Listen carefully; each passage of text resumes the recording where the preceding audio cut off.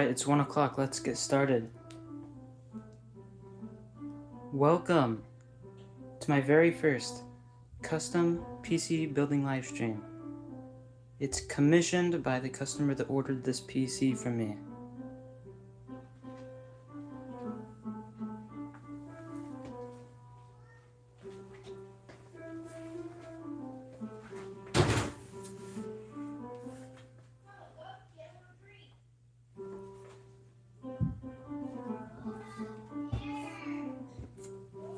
This is a sub $500 at-home desktop PC. It's not for gaming or workstation, so there's no GPU. This right here is the Antec NX200M. It's definitely the best budget case that you could get at the $40 price point.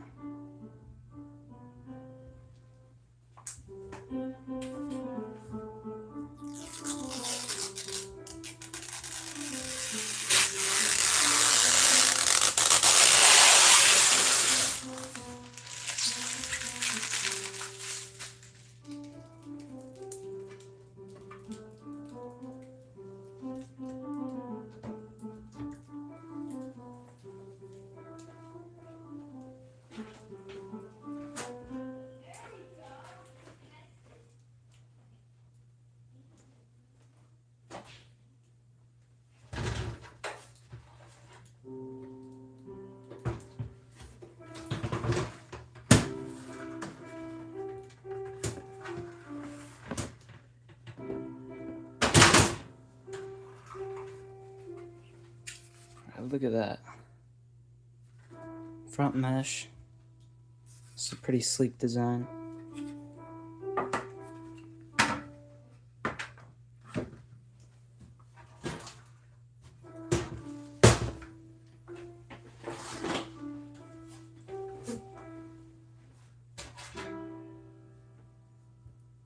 It's got one pre-installed 120 fan in the back.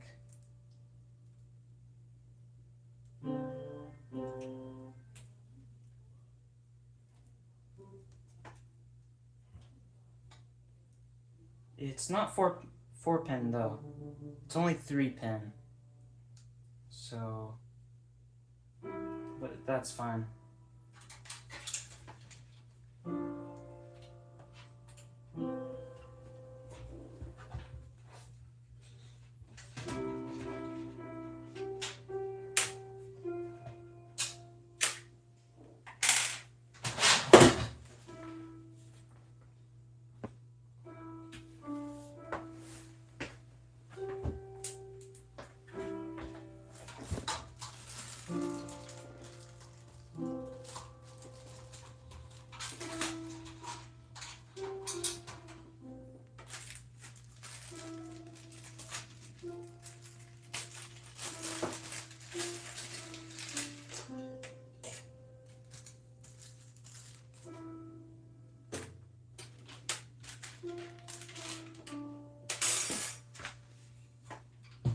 What I don't understand here is why do they have the breakaway PCIe slot covers, but then they have these? I'm just gonna take the breakaway PCIe slot covers off.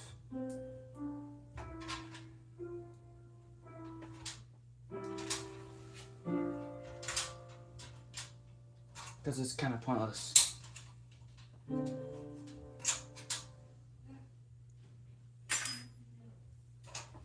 They don't even match the screw-on PCIe slot covers.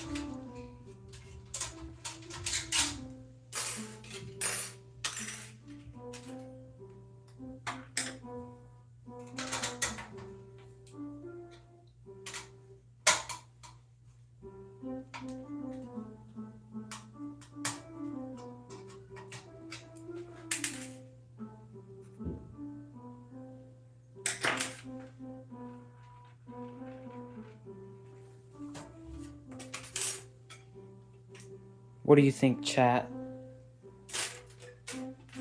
Why do they include these breakaway PCIe slot covers when they include the screw-on PCIe slot covers.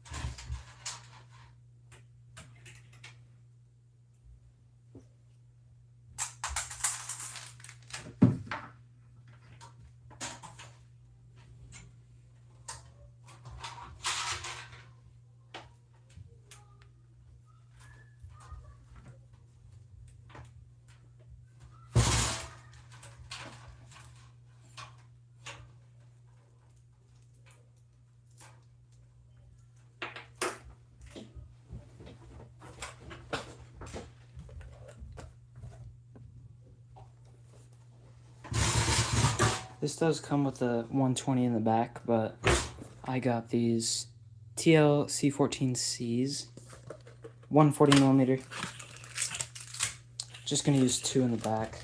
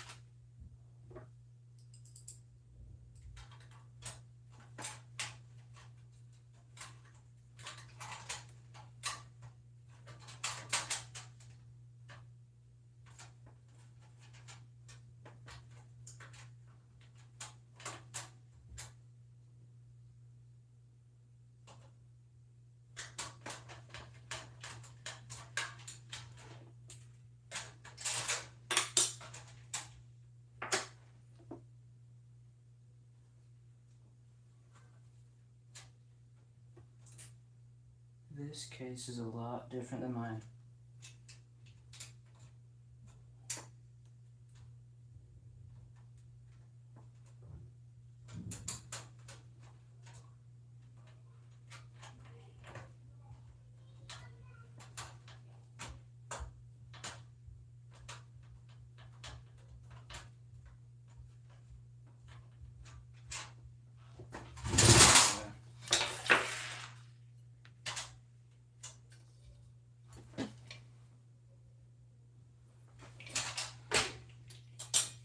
just get these 140s up in the front.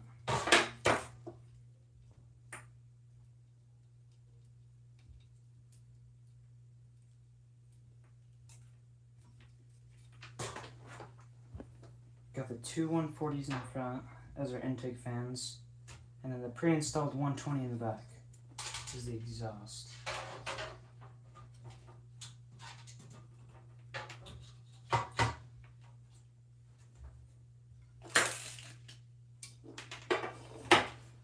The issue with this is the USB 3.2 Gen 1 cable gets in the way. We have to reroute it so we can fit both 140s in.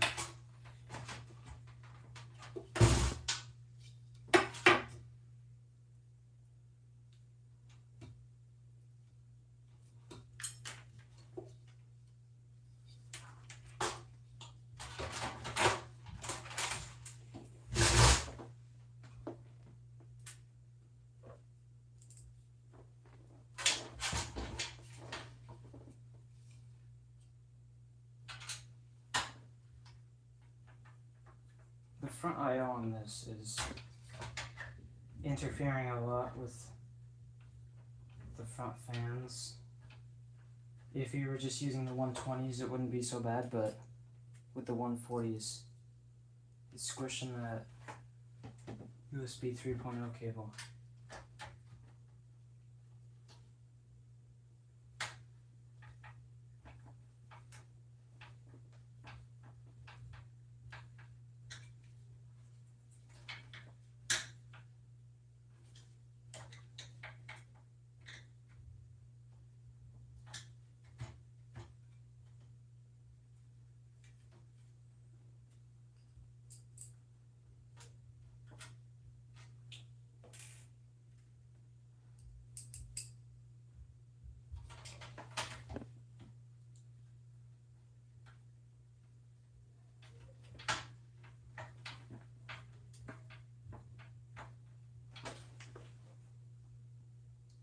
Chat, are you live?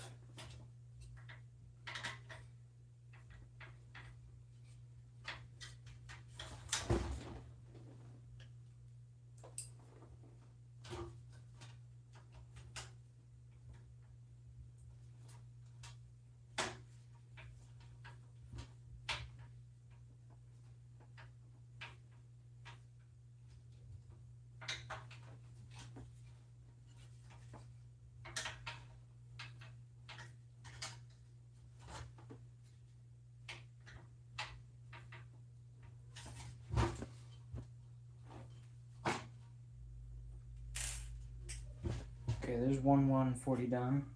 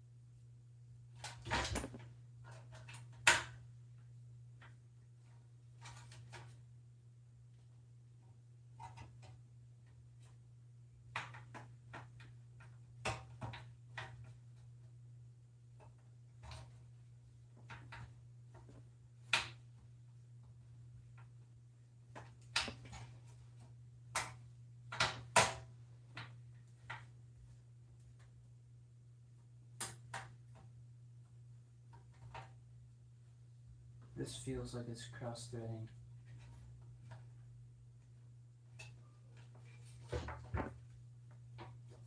I can't move it any down further because of the drive bay.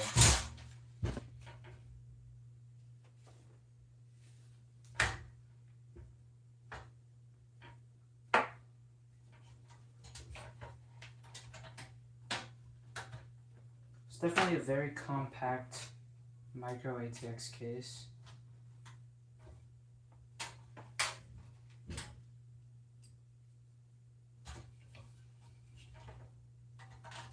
It's got pretty decent value, but I'd only recommend it for a more budget PC. like this sub 500 PCA here.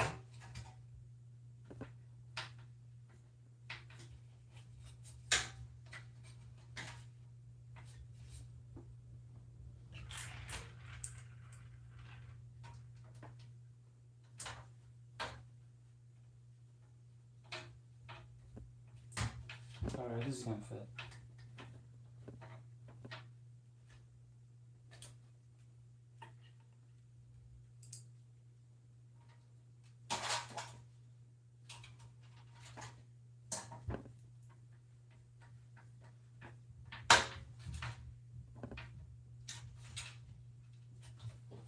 Alright, here we go. 2 TLC14C. Right there. Get the front panel back on.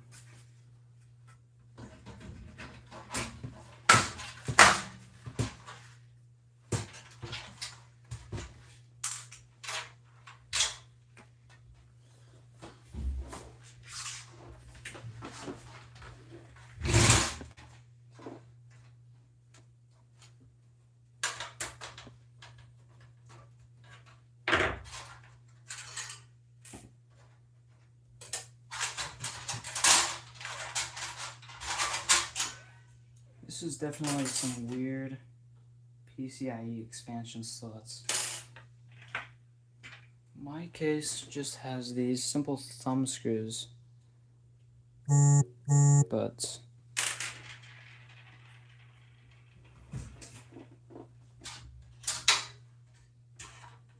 this one's quite a bit more tricky.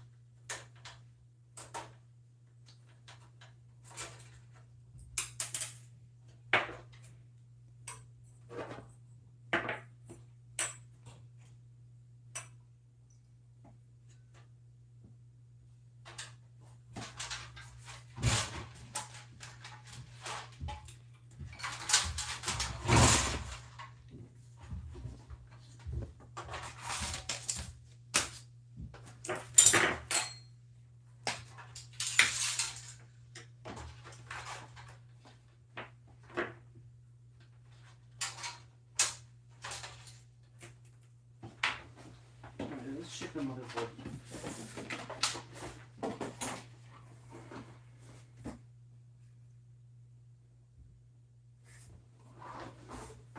We'll actually want this gen.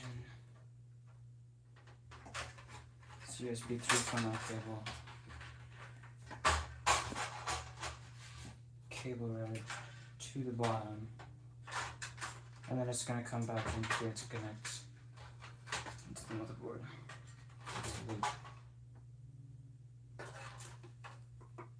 Got the front panel connectors.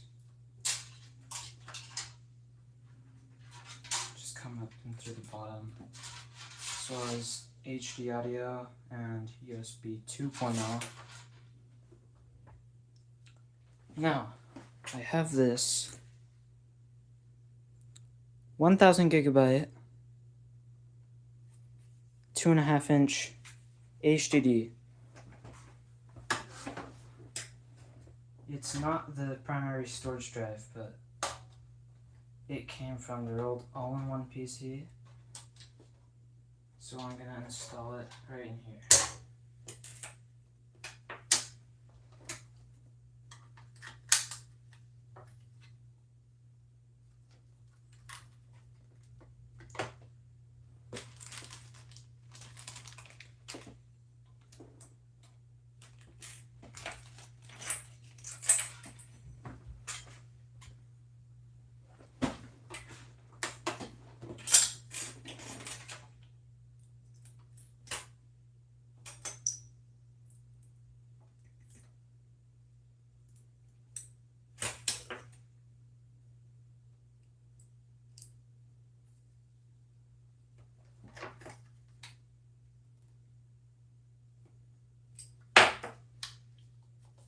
First, let's figure out what screws this uses.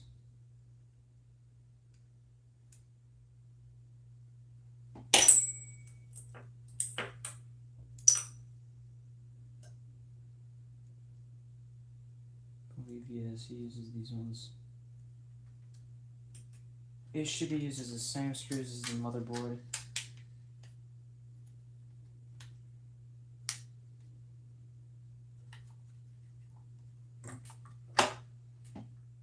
Man, right now I wish I had an LTT ratchet screwdriver.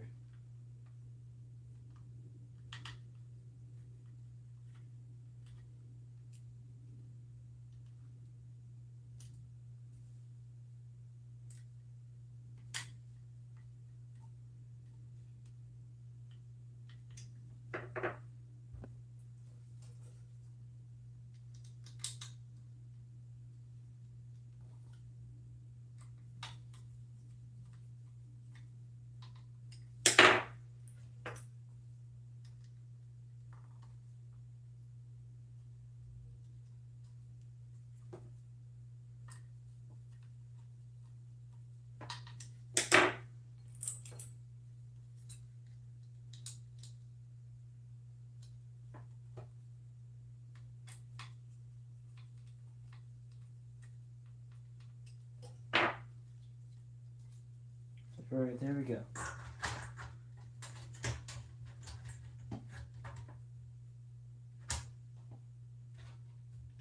Two and a half inch.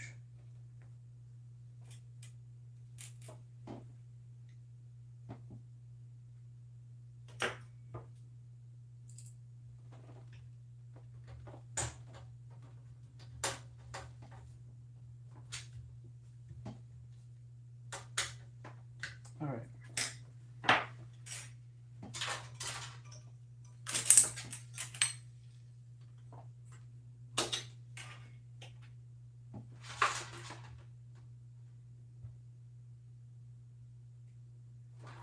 That's a pretty ugly hard drive, isn't it?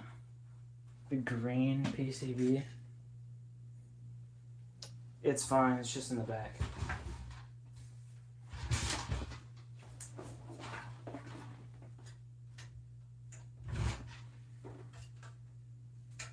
Alright.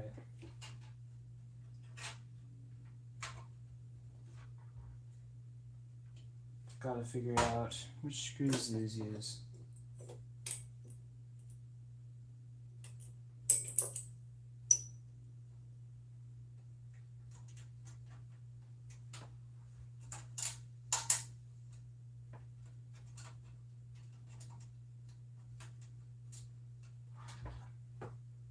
It's not the motherboard screws.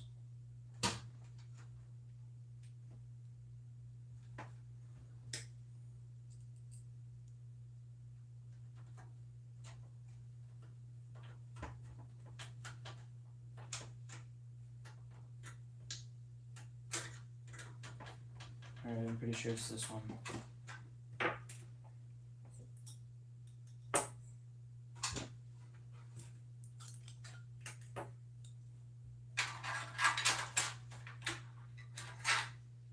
These budget case PCI expansion slots don't make a whole lot of sense to me.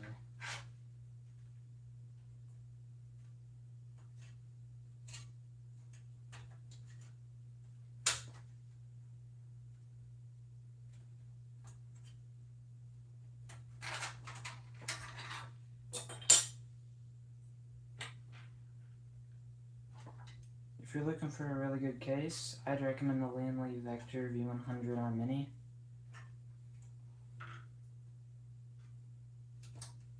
Because the PCIe slot covers on that actually make sense.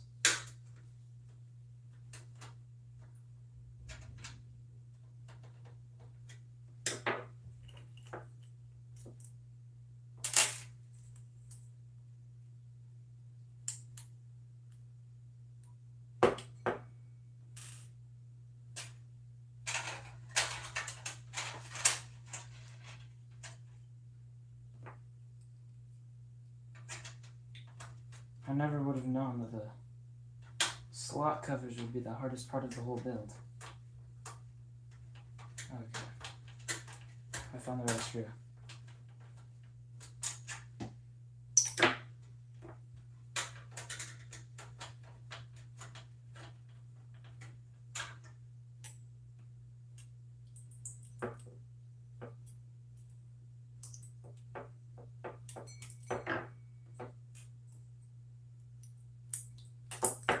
The slot covers use just the typical screw. Gotta put this retention bracket on.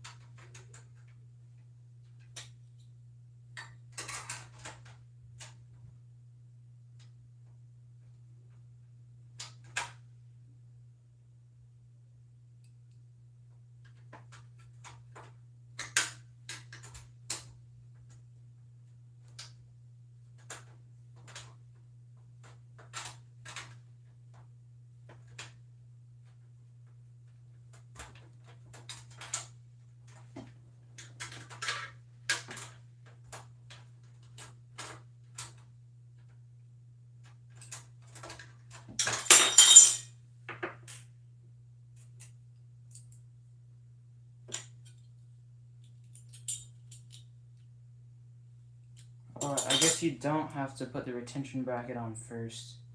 Screw it in first, and then put the retention bracket on.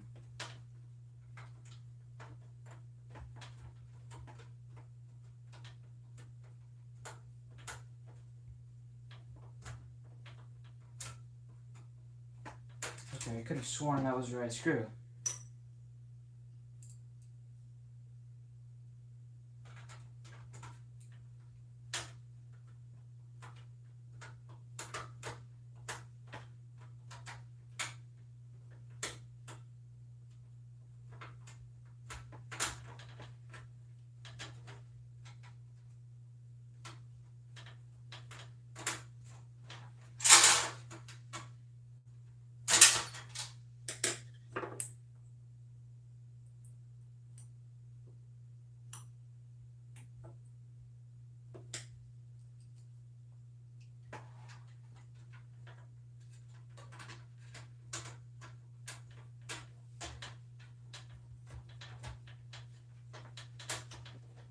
Is chat still dead?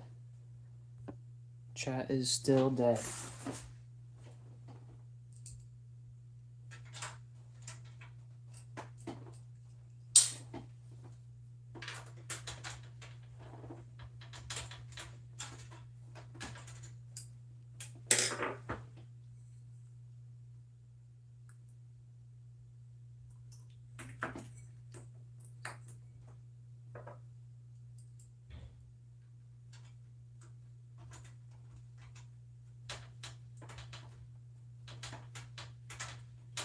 Okay, I have no idea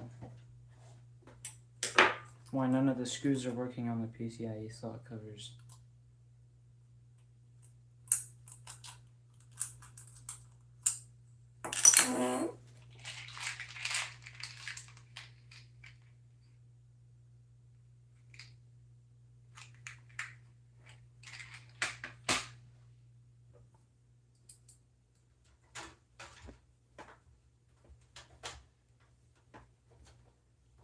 we're just gonna force it.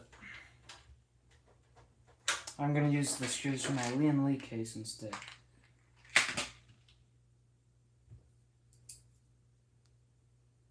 Because they seem to be working quite a bit better.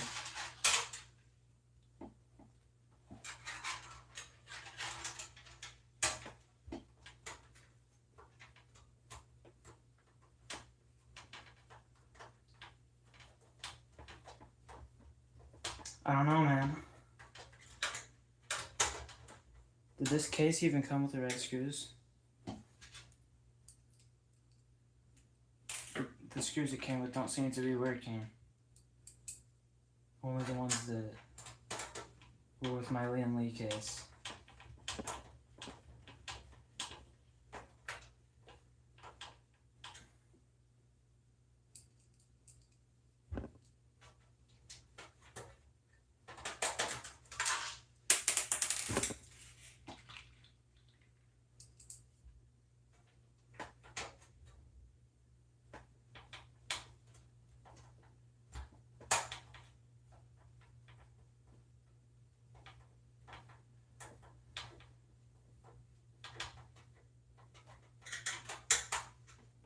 Alright, then we got the...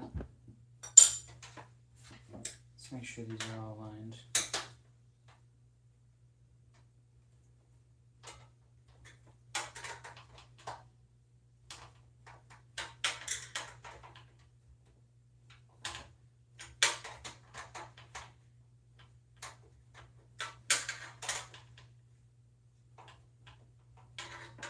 Alright. We put the retention bracket back on after, and it fits just right over the screws. If that's what if that's what you can even call this. I don't know what else to call it.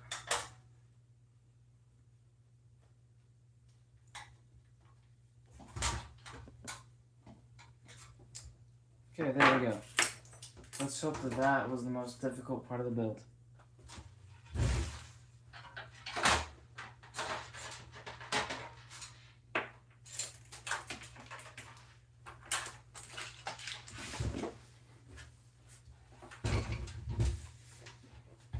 Alright, there you have it.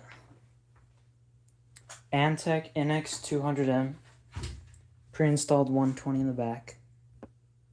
2 Thermalright TLC14Cs in the front as intake. 4-pin PWM daisy chainable. 1 in the back is just 3-pin. Removable magnetic dust covers. And a 2.5-inch SATA HDD. Alright, let's move on to the motherboard now. We've got the Asus Tough Gaming A520M Plus Wi-Fi. This was the board that I originally got for myself. And then I upgraded to a B550M chipset. But this is still a very good board. You got the I/O shield. Let's just install this right now so we don't forget. That's one of the biggest mistakes you can make in PC building. Installing the I/O shield.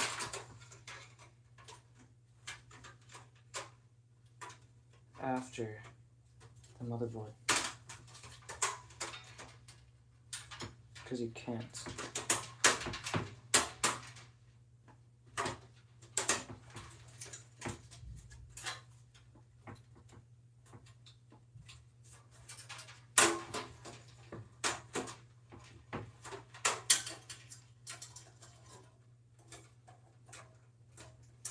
Okay, it's got a little tab on this side.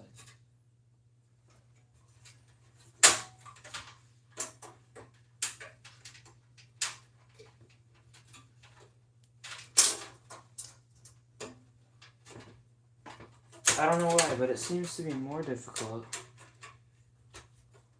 to build a budget gaming PC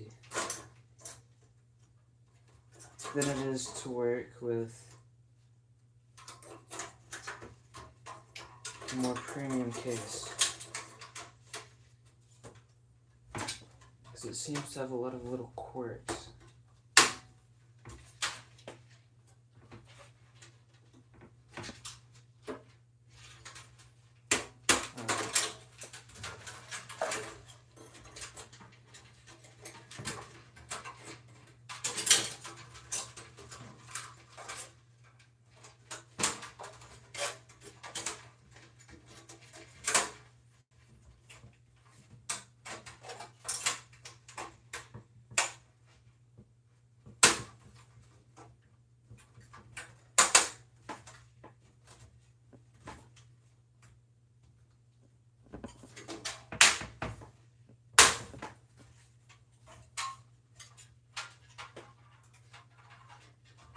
Right, there we go.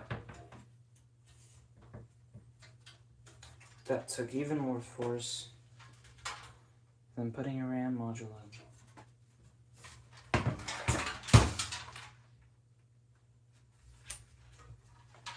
Make sure it's nice and flush.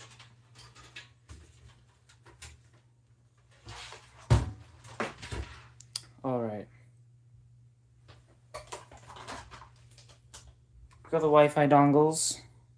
These actually came from my MSI B550M Pro VDH. Because the Tough Gaming comes with a dongle that's pretty weird.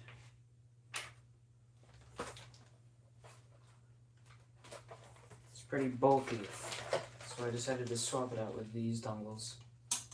Got our retention bracket.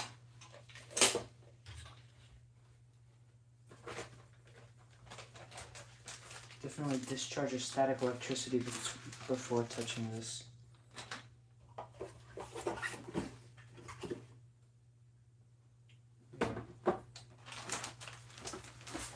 Micro ATX motherboard.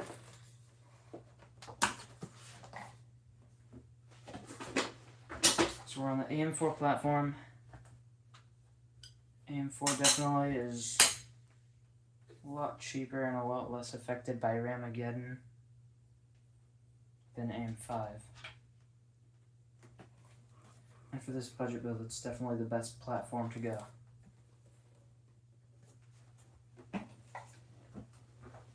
Alright. Because we did not have a discrete graphics card, we had to go with a CPU with integrated graphics. So an APU.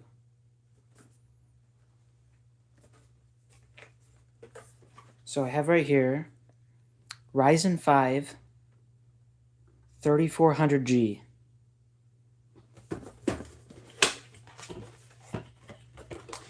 It comes with a stock cooler, which that's what we're going to use because it's more than enough.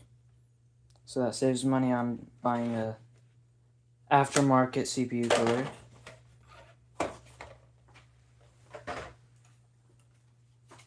Alright, there we go.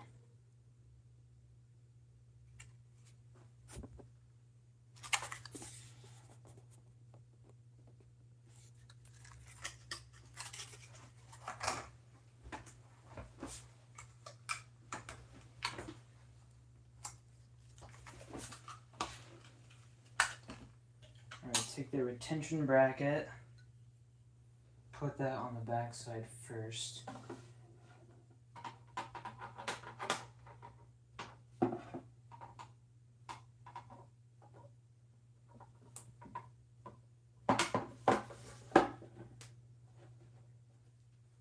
Lift the latching mechanism up. Get the CPU. Match the gold triangles. Make sure to not bend any pins. Give it a little wiggle to make sure it's in all the way. And latch it down. Alright, this right here is the AMD Wraith Spire. So it's a little bit thicker than the Wraith Stealth. The Wraith Stealth is more common. I don't even know if they still include Wraith Spires in modern CPUs. This one is a little bit older, second gen processor. But this is definitely better than a Wraith, than the Wraith Stealth, because it has a TDP rating of 95 watts, which is better than 65 watts on the Wraith Stealth. And also, you have better RAM clearance. With the Wraith Stealth, it blocks the first slot, but with this one, it does not, and it's bigger. So I like the Wraith Spire a lot better than the Wraith Stealth. There'll be plenty, because the 3400G is a 65 watt TDP processor, and it's not even going to get overclocked, so this is perfect. Alright, for thermal paste, we've got thermal grease. I don't know what else to say about it. It's pretty boring thermal paste. It's got a viscosity that's not super viscous, so we could manually spread it on. Should we just do the manual method? I have some spatulas right here.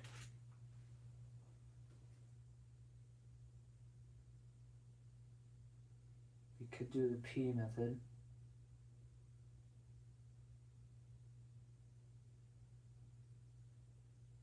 Let's spread it on manually.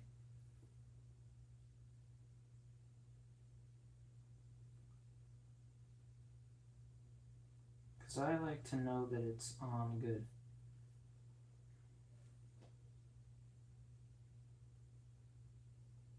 This is what my teacher back in 10th grade would teach me, is the manual method. So it's what I grew up on. It's what I'm going to do this time. There's plenty of other methods. You got 9 dots, X, or just a single pea-sized dot in the middle.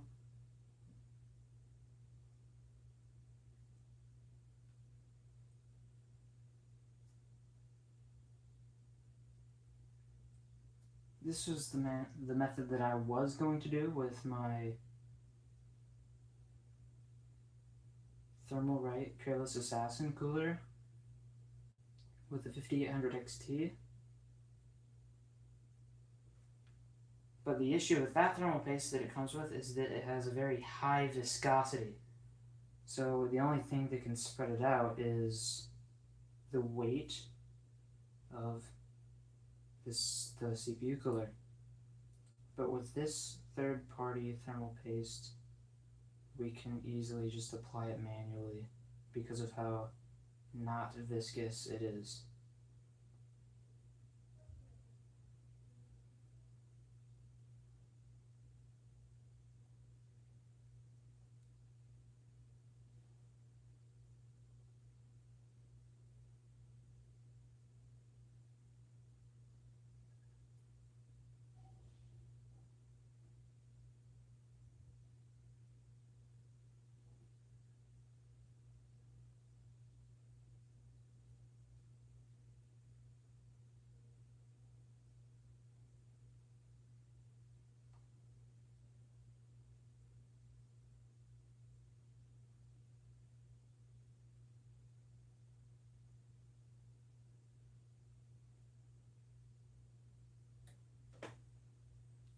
Okay, that's definitely more than enough thermal paste.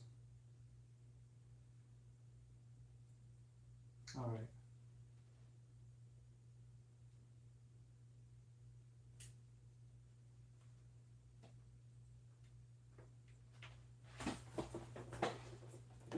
look at that. It's pretty clean.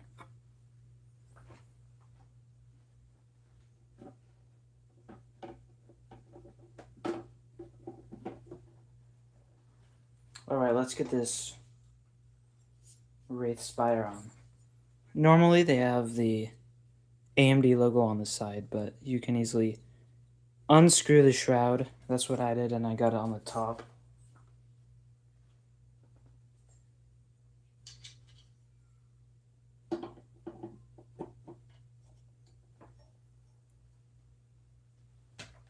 Get your screwdriver and screw that right in. You want to do the crisscross method to equally distribute the weight. Screw it a little on one corner, and then screw it a little on the other corner, and then the other corner, and then the other corner.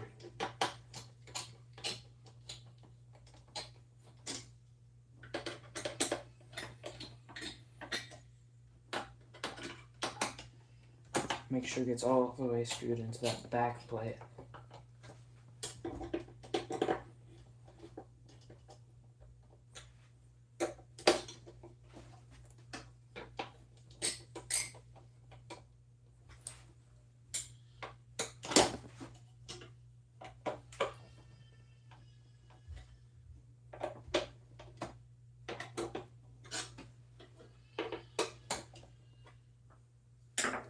Alright, 4-pin PWM connector. Put that right into the CPU fans. Alright, it's got CPU fan and chassis fan too right next to each other. We're going to use the CPU fan.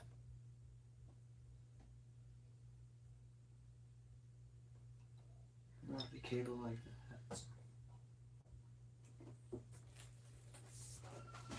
There we go.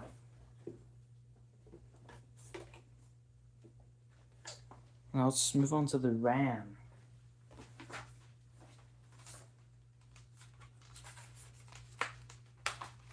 Actually, let's save the RAM for later. Let's do the NVMe first. I never would have thought I would have bought a 512 gigabyte NVMe, but especially Gen 3, like the prices are just so insane right now. But this will be plenty. 512 gigabyte Silicon Power, 2280 NVMe. It's actually pretty aesthetically pleasing NVMe. It looks better than my King Spec one. I should have gone with Silicon Power. Or if you're really rich, if you want that onboard DRAM cache, so it doesn't have to use the HBM, high memory profile. It just has the DRAM right on the chip. I'd recommend one of the Acer Predator NVMe's, GM700 or 7000, Gen 4.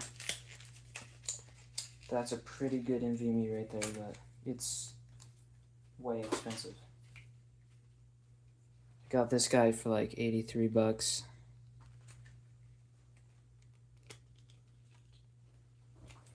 Right. There's no SSD heatsink on this motherboard.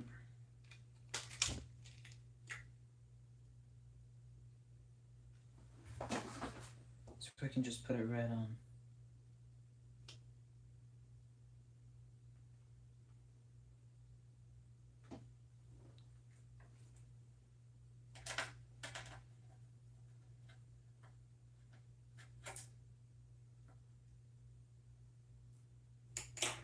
Right, you want to install at an angle.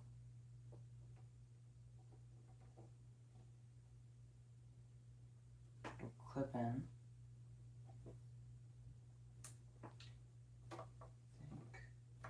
There we go. And then push it down. Every motherboard is different, but this one has a screw that you screw in.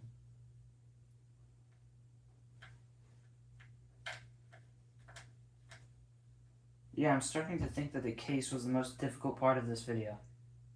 This live stream.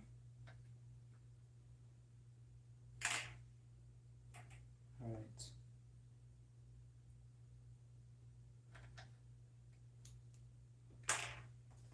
That is a clean NVMe right there.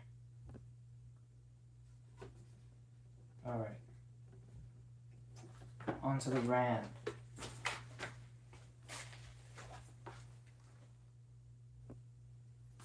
I have here Oloy 2x8 16GB 3200 MHz RAM kit.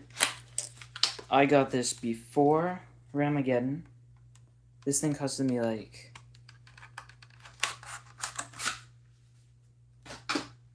maybe $40 at most. Probably like $35, which is absolutely insane compared to nowadays prices. It did break though. I think it was missing some gold fingers on it. But all I had to do was pay like $5 to ship it to their RMA center, and they sent me a brand new kit. And it does not have any gold fingers missing.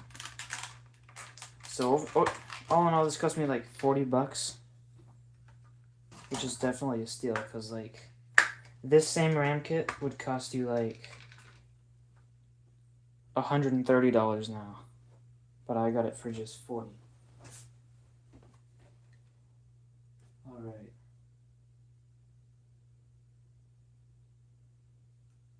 Got a bit of plastic in here.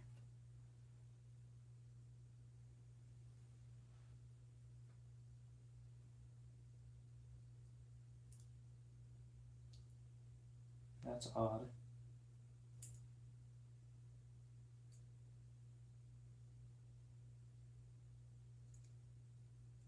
That is definitely not normal. You've got some plastic right in there. I did not notice that before.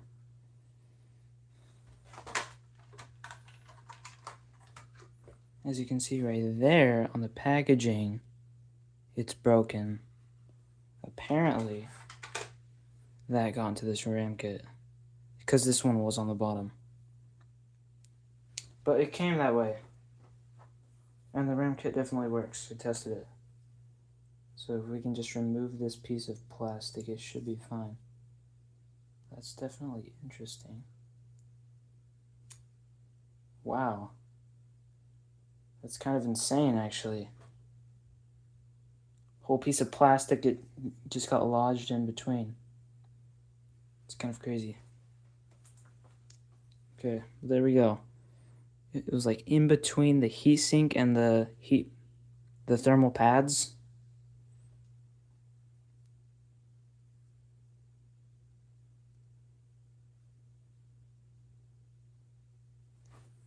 Interesting.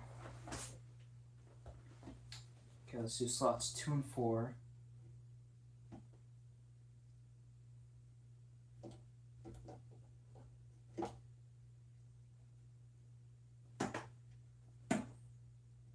These Oloy out kits look pretty sick. RAM click. Clean. Alright, second one.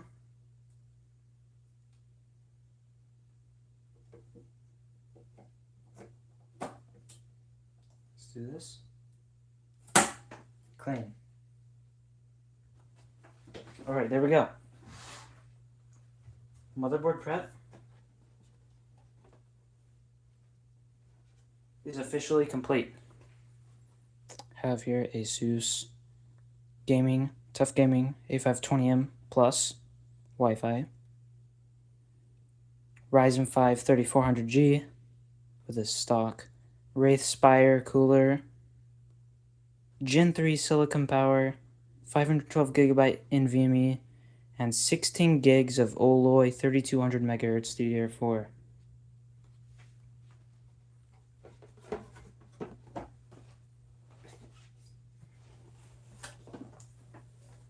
All right.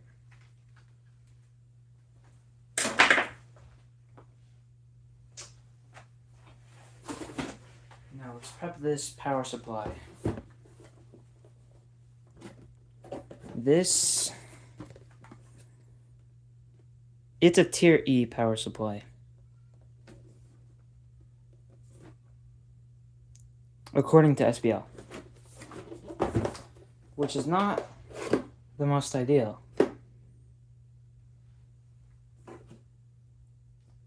But I was using it on my PC. It worked fine. It is 700 watt, which is definitely more than enough.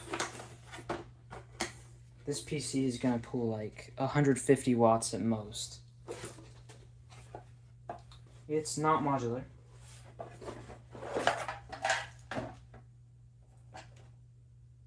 +80 browns, power efficiency. But yeah, it's got a decent aesthetic. I used it for a little while there. But yeah, definitely plenty of wattage.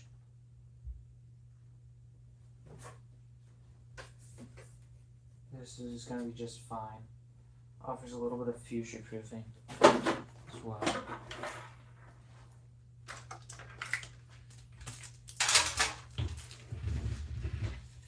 Alright, let's head back here. Do a little bit of cable management now.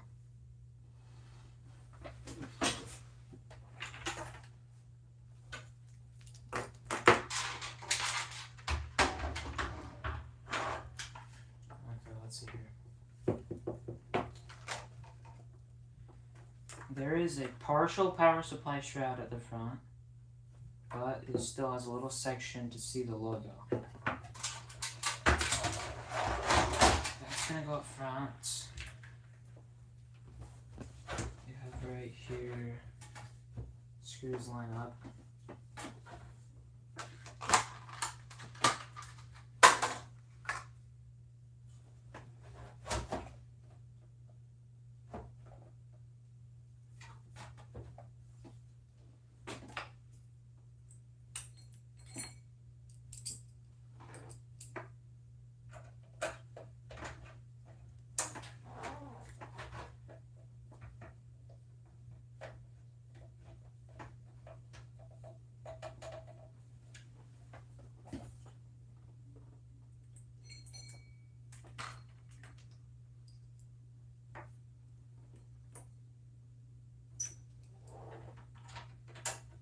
This is actually going to be a pretty clean build.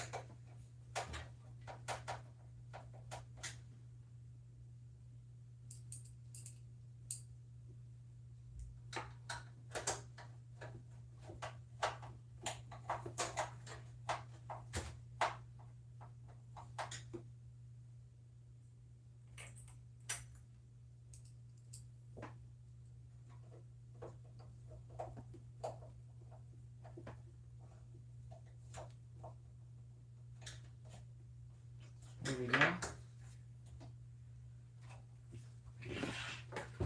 Alright, look at that. You got the red vortex right there in the front. That looks pretty nice right there. Well, this is a lot of cables, and I'm definitely not using them. Just a little bit of cable management. Great PC tech tip I learned from Matt's Computer Services. Cable manage as you go.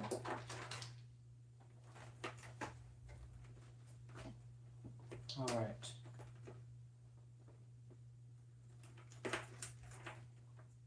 We've got your SATA and Molex.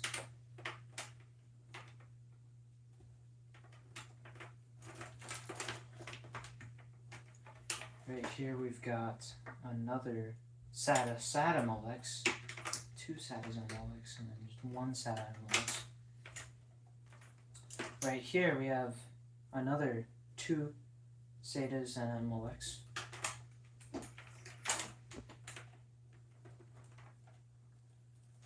Right here we've got motherboard, ATX 20 plus 4 pin, Definitely need that. Same thing with this 4+4 pin CPU connector. And then we have the PCIe. This would be for the graphics card, which we don't have. So I'm just gonna tuck this one back.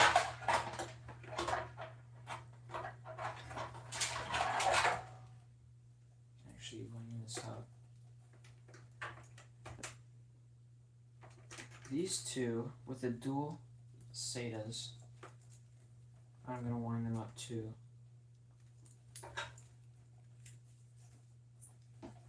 We can just shove them into the power supply basement. And then this singular SATA and the Molex, this is what we're gonna use right here for powering the 2.5-inch hard drive.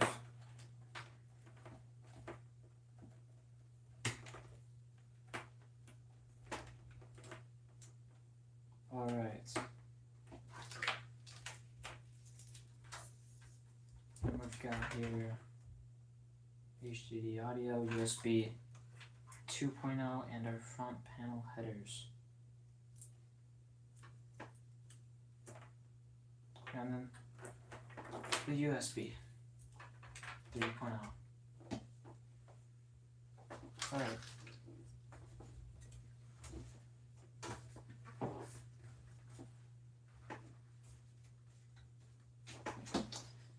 Let's get the motherboard installed now.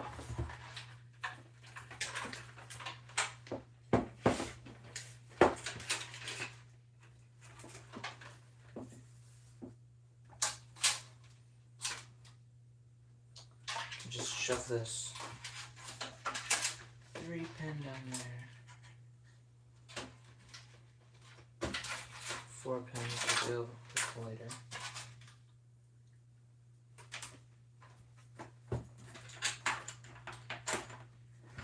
Alright.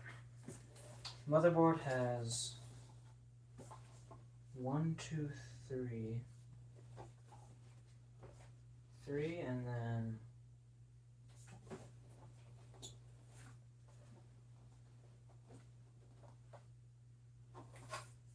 4, 5, 6, 7, 8. 1, 2, 3. 1, 2, 3, 4, 5, 6, 7, 8. 8 screw holes. How many standoffs do we have? 1, 2, 3, 4, 5, 6. Yeah, we're missing 2 standoffs. They're right here in the handy dandy magnetic tray. Yeah, gotta make sure you don't forget those standoffs.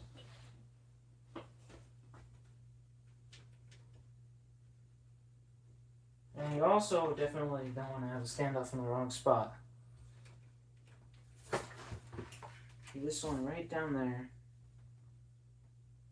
There's 2 different spots that it can be placed. It is in the right one. So make sure the placement of your motherboard standoffs is correct, as well as you have the right number of standoffs.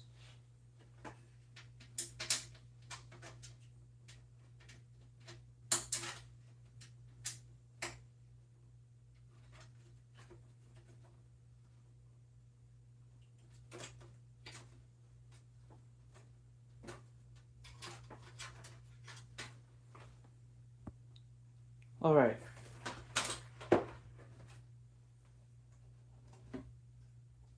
Now we can put the motherboard in.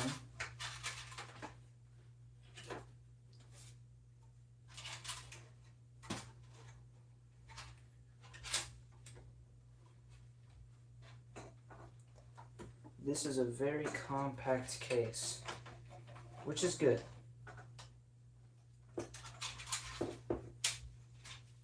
But that does mean it is quite a bit tricky to work in.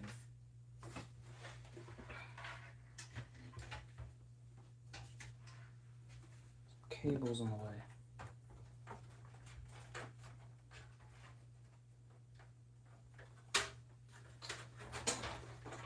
gonna have to take this USB 3.0 out.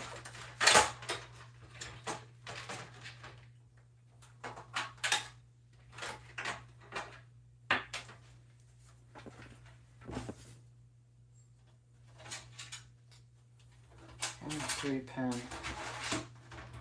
fan header.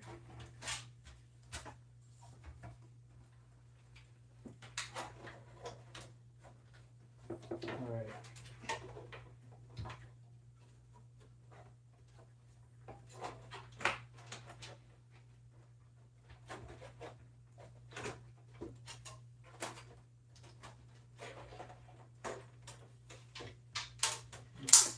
That's better.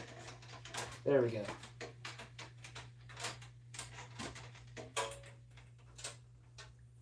Make sure that aligns with the I/O shield.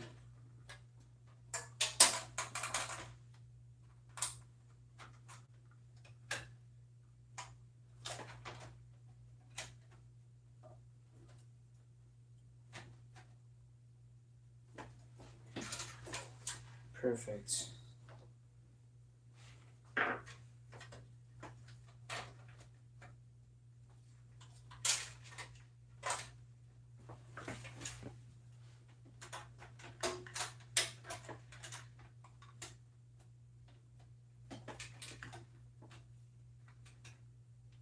Alright.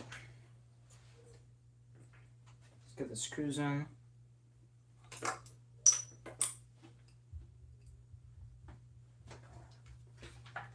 One interesting thing I noticed when I started actually buying PC hardware is that the screws are a bit different. I had a very old case from the 2000s, and it used the big screws. These guys. But I swapped to these little screws when I got my Lian Li Vector V100R.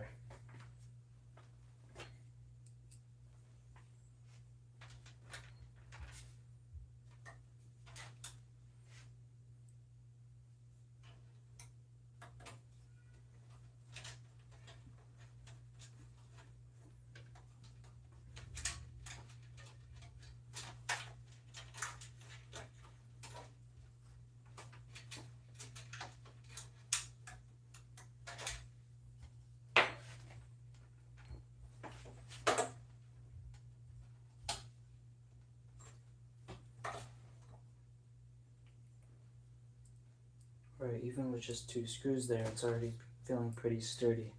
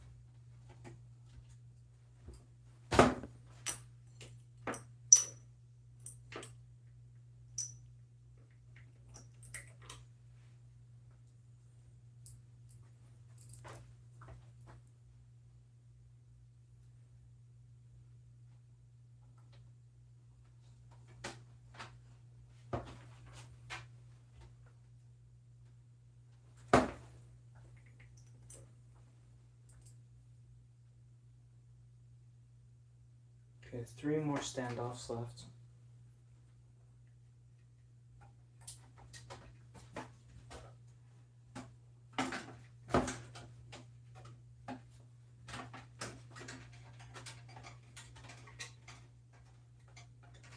Just got the 2 more standoffs.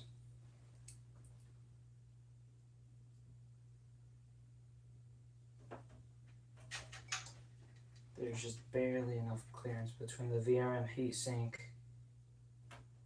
and the rear exhaust fan.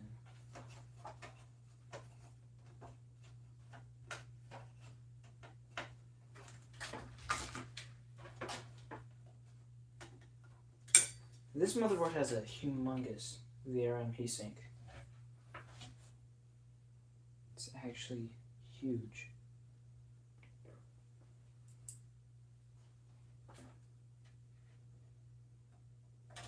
Okay, last standoff.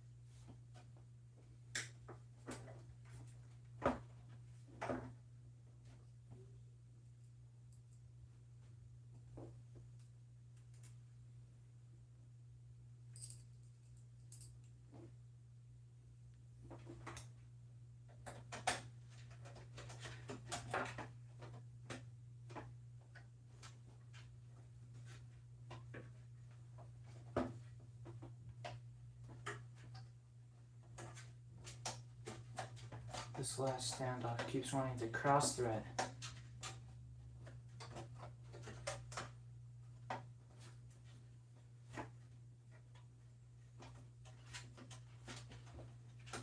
Yikes. Maybe if I use a smaller screwdriver, it won't cross thread.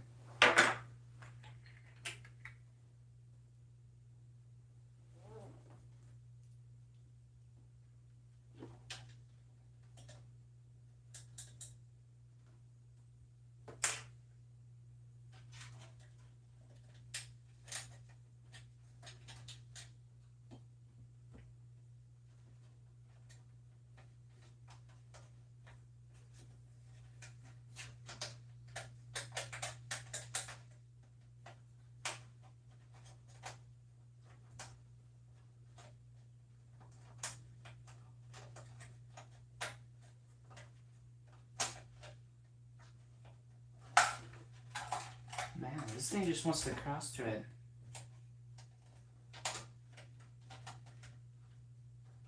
It is not going in properly.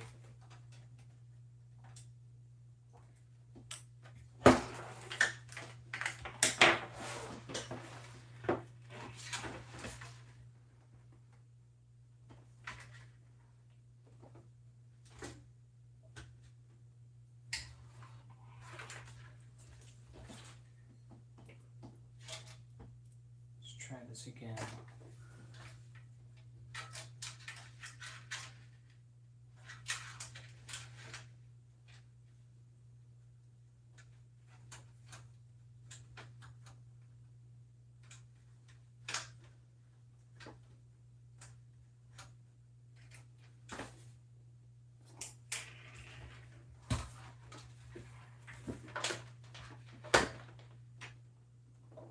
I don't know what's going on. It just keeps cross-threading.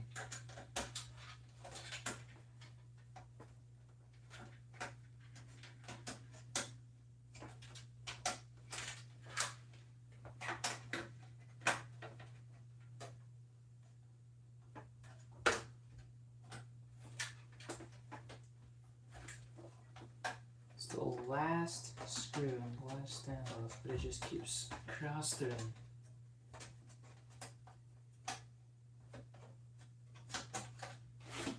That is pretty unusual for the very last screw to cross thread.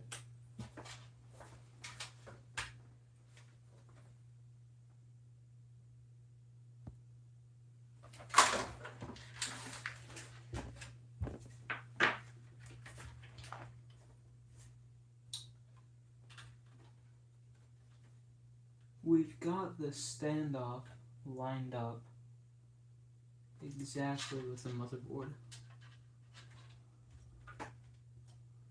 And all the other screws are in nice and tight.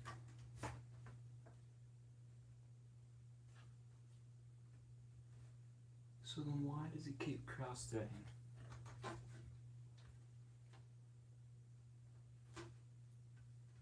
I actually have all the screws loose, so it has a little bit of wiggle room. And then I tighten them all at the end.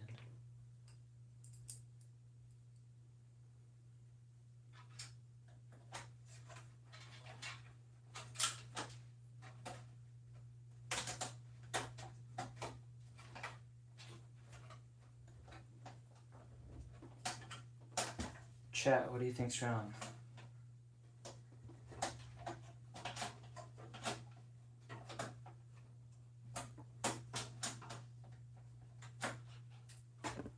Try a different screw. Let's try a different screw.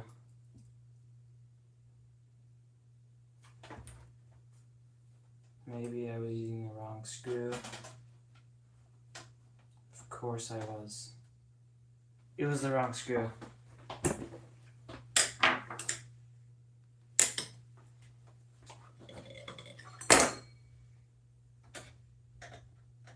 I really need to organize my screws better. It was cross-threading because it was the wrong screw. Okay, but we got the right screw in now.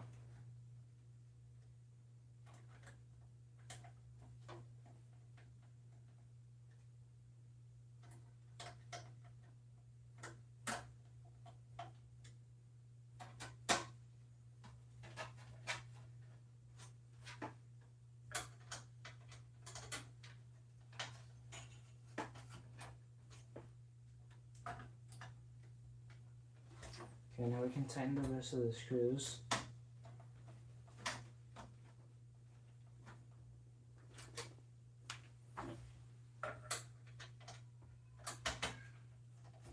We got 1, 2,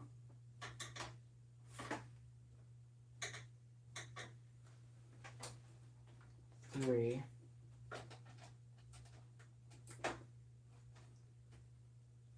4, 5, 6, 7, 8 screws all tightened. Okay. Motherboard is officially installed.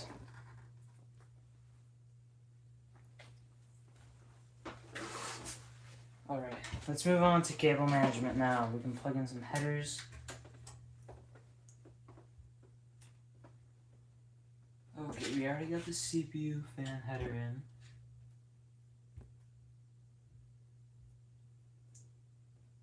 We have here 1, 2, 3.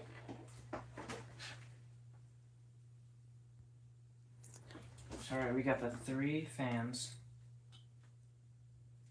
These 2 are daisy chainable.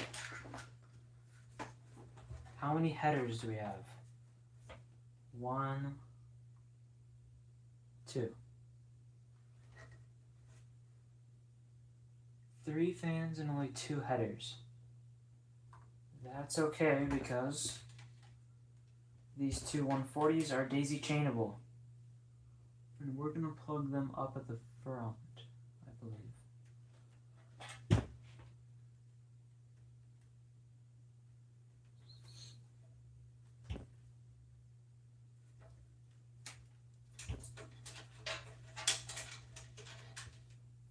Okay. This 3 pin is gonna go in right there.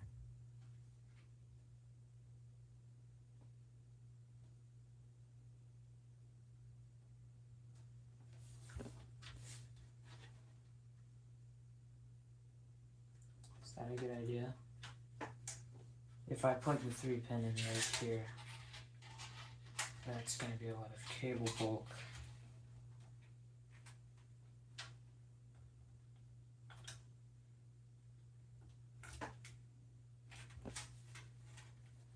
still just do it anyways.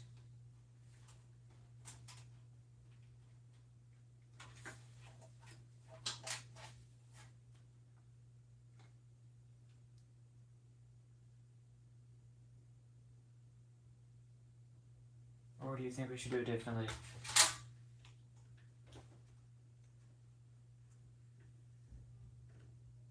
This is kind of some awkward cable management here.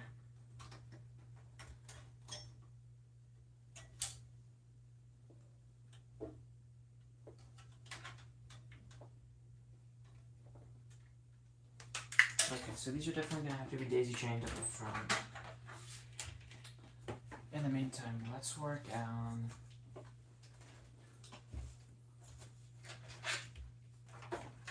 power. Let's start with the motherboard. ATX.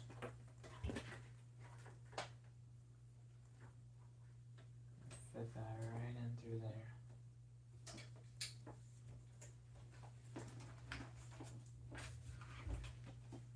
Definitely, unless, actually, we can squeeze it up through the bottom through the power supply basement.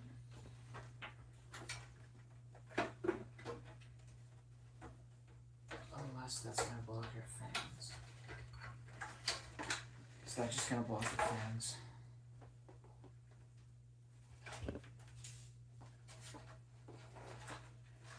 Maybe we should do it up here.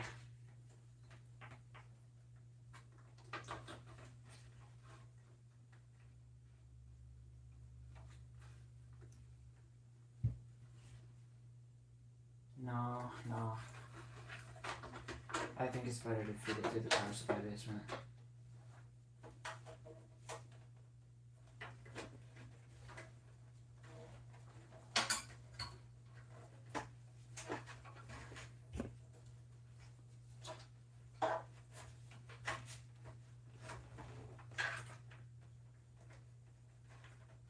Honestly, some pretty tight cable management.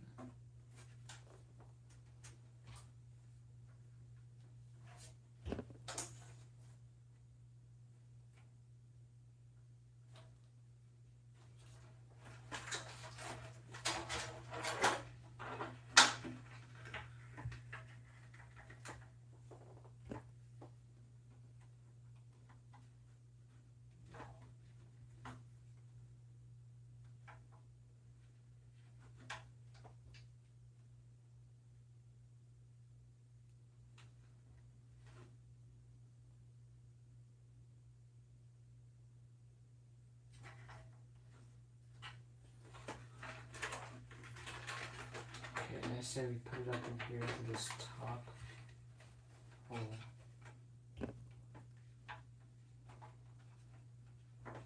And then plug it into the motherboard right there.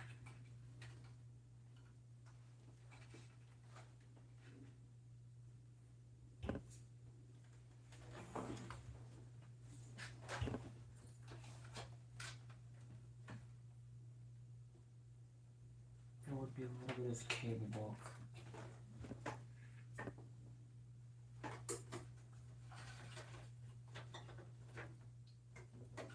Okay, I'm going with the bottom one. Unless, do you think I can take it to the bottom? I was thinking it was too small, but actually it fits just fine.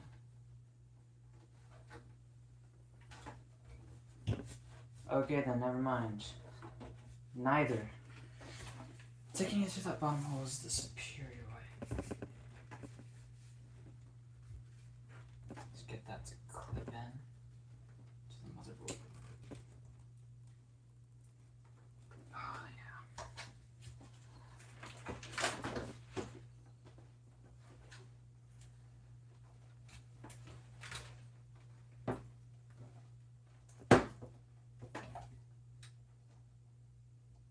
Okay.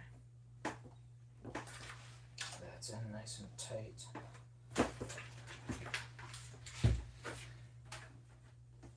Motherboard cable's in. Okay. Now let's do the CPU cable.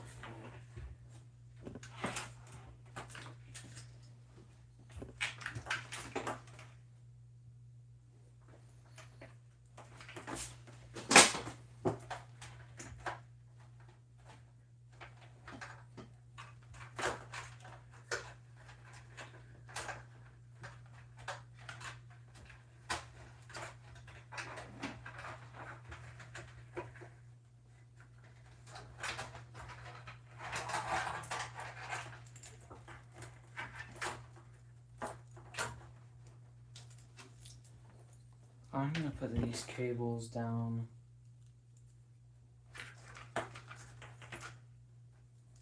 in a 3.5-inch drive bay because I don't want them interfering with my 140 fan. Even though the power supply basement really doesn't need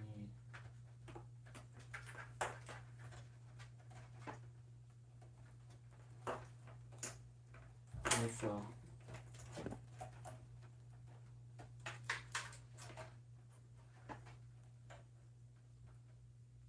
Alright.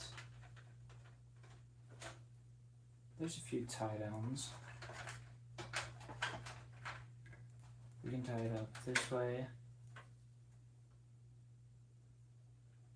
or we can take it over onto this side. There's a little bit of space back here for cable management. Definitely not a whole lot. Just take it up through here.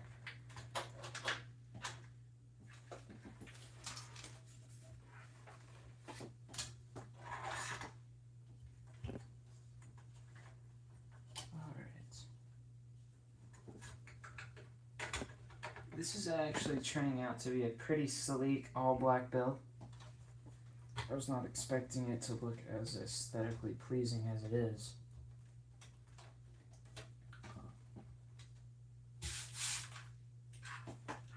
So this is a pretty nice case, even though it is a bit weird. But once you figure out how to get those PCIe slot covers in, it's pretty fun.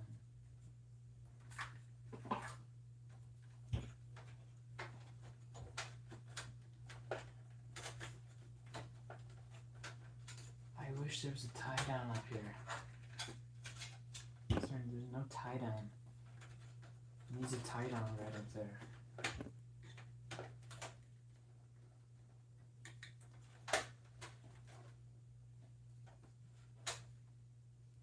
I guess it's fine. We can do a tie down at the bottom. I'm just gonna use a twist tie because as long as you're careful with the twist tie and make sure it doesn't be in an awkward spot where it can short out the motherboard, it's probably better. Yikes, this is a pretty awkward spot. You got the 2.5-inch hard drive, you don't want to short that out, and you don't want to short out the motherboard.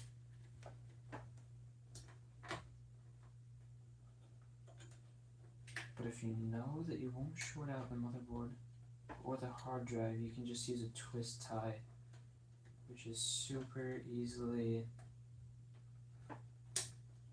replaceable compared to a zip tie.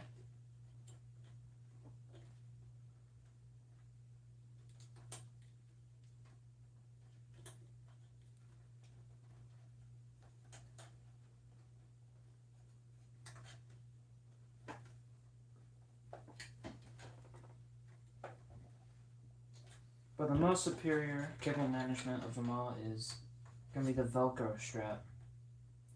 Because like a twist tie, it's easily removable and you can move it somewhere else. But unlike a twist tie, it doesn't have the risk of shorting out the motherboard.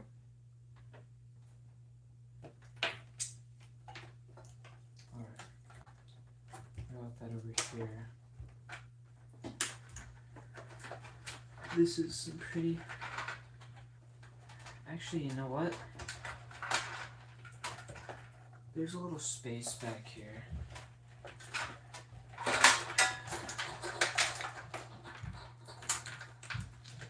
feel like that would be the best space to wrap this extra cable junk. Not in the way of the fan. It's no issue.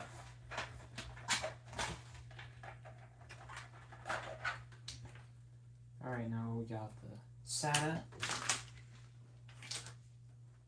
Let's get the SATA power plugged in to our 2.5-inch drive right here.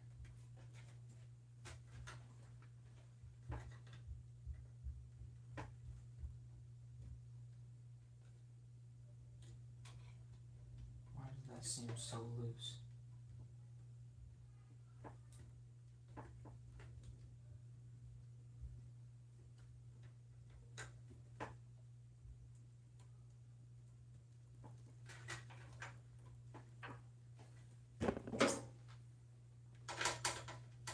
SATA power and then SATA data cable. Power the hard drive and then also connected to the motherboard. Let's see, where are the SATA ports? They're at the bottom. Okay, that's easy. Just feed it up to the bottom right here.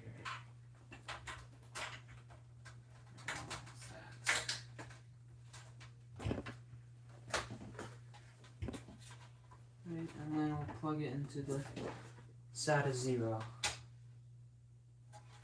Oh, that's actually really convenient.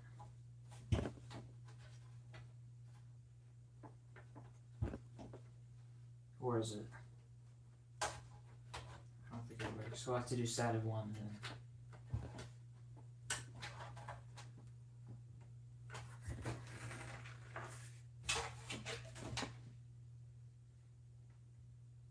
I'm hoping all the SATA ports work,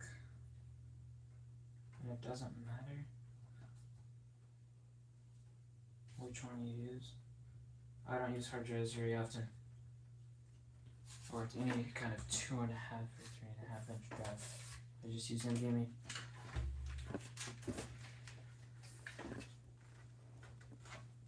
All right.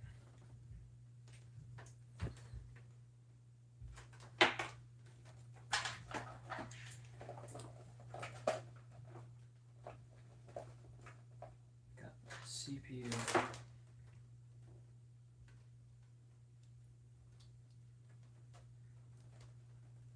Shove this SATA data in there. Motherboard cable, that's what we'll shove into the 3.5-inch drive bay.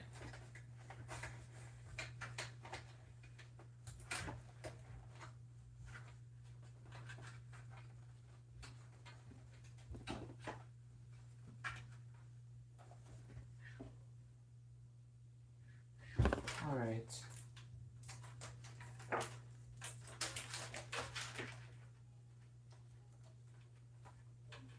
And then the SATA data can get shoved in here as well.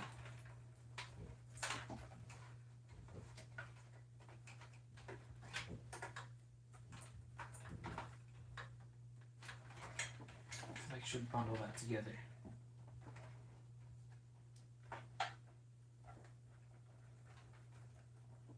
Make a cable bundle right there. Maybe.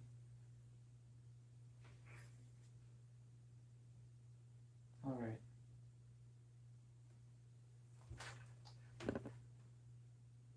USB Type 3 cable gets plugged into the side right there. That's routed up. Same place as motherboard.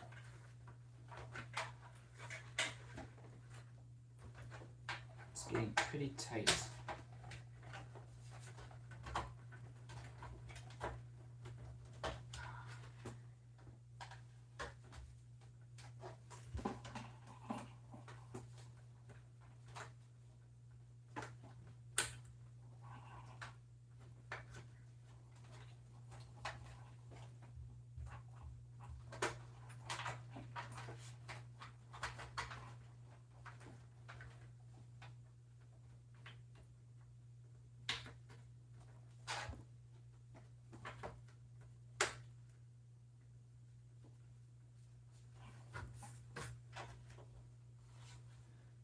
USB Type 3.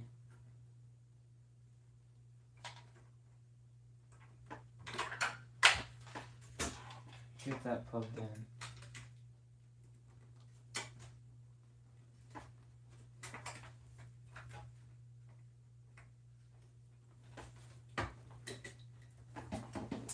Alright.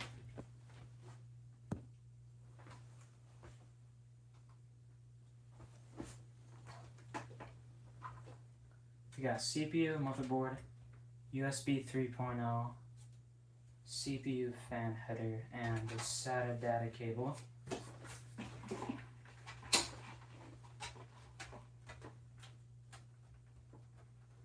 Now let's work on these USB 2.0 and HD audio and front panel. Let's start with front panel.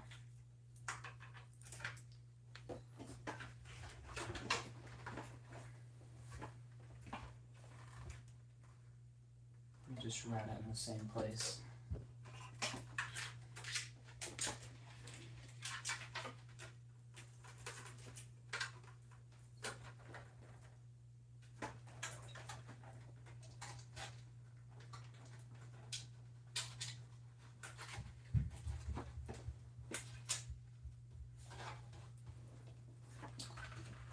This is going to be the trickiest. It's just a bunch of tiny cables. Okay, start with the most important. Power switch.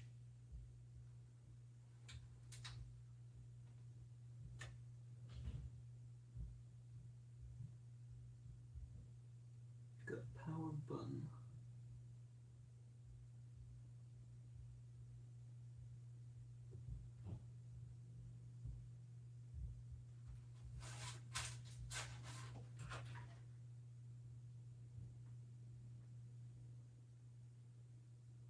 Interesting. Never mind, we're starting with the reset switch.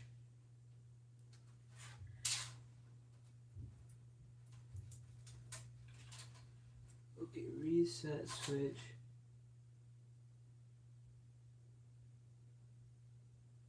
Yikes. That is pretty difficult to see.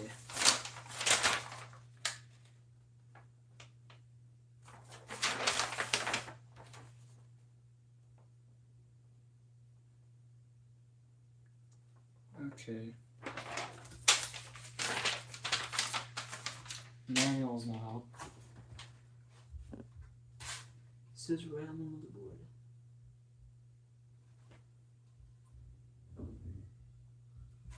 Okay, let's start with power LED. These are all together. Power LED.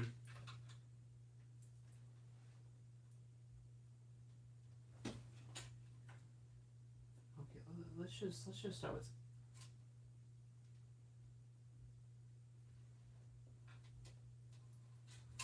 man, it has been I don't think I've ever plugged in individual front panel plus and minus. Okay. HDD LED right there. Then we've got power LED minus. That was dangerous.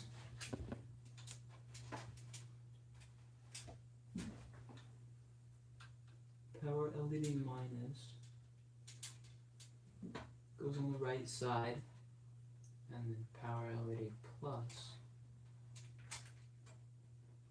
goes on the left side. Alright, then we've got the reset switch. That goes on the bottom.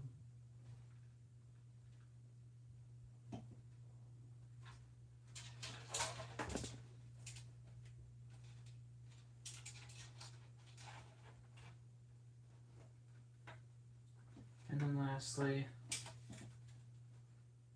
the power switch goes right there. I hope that's right. If not, then we'll have to come back and check it once we try and get this thing to post. Alright. Next up We've got HD audio and USB 2.0.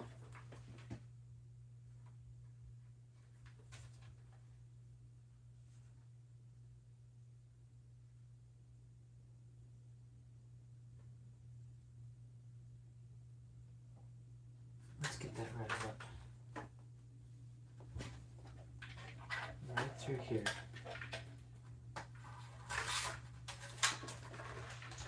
Alright.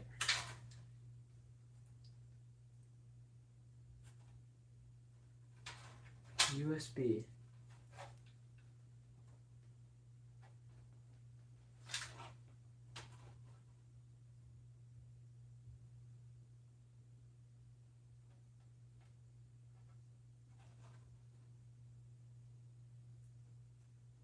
Let's just put this into USB 12.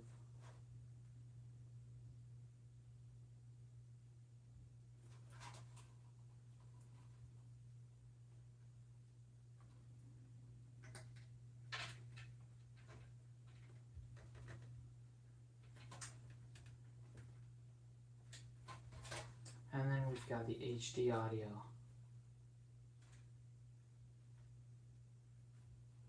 Now it's pretty obvious which one uses HD audio. It's the AAFP because of the alignment of the pins. Pretty obvious that AAFP is the one.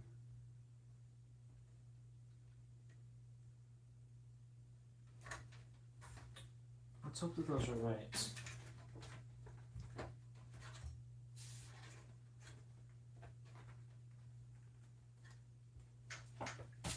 Alright, now we can move on to the fan headers. So we've got the two 140s in the front, 4-pin PWM.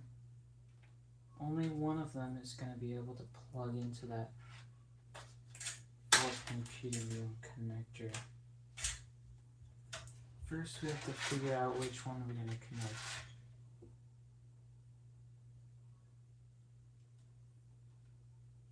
This one too. I'm thinking we plug the 3-pin into the top.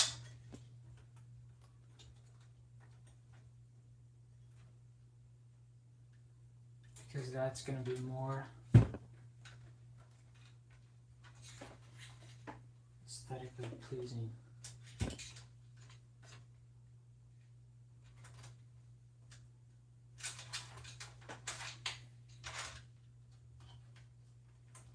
Fish it around the CPU cable.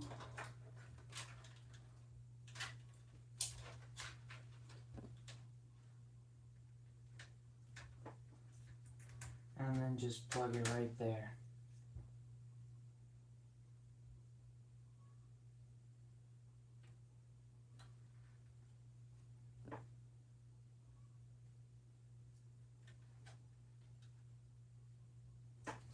Nope, that's a bad idea. Let's plug it into the bottom.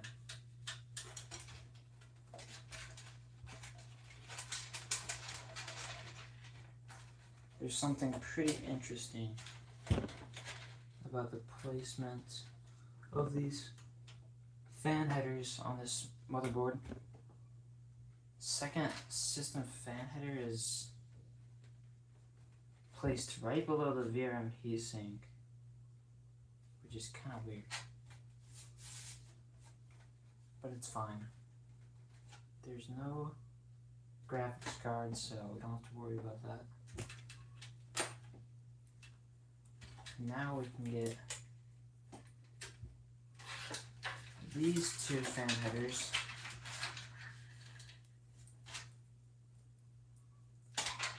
fish them to the back.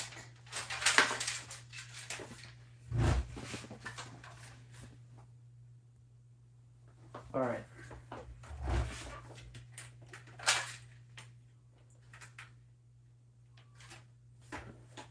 Let's do a little bit of cable management right here.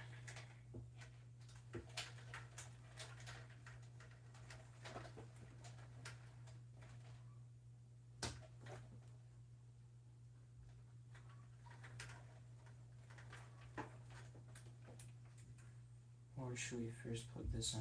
Alright. this is daisy chainable, so we have to daisy chain it. There's no more additional slots. We want them to be daisy chained anyway, that way they run at the same speed.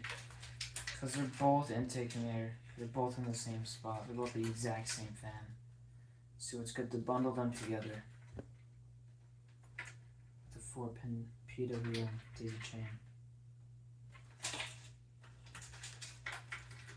And then it's actually going to be routed up top.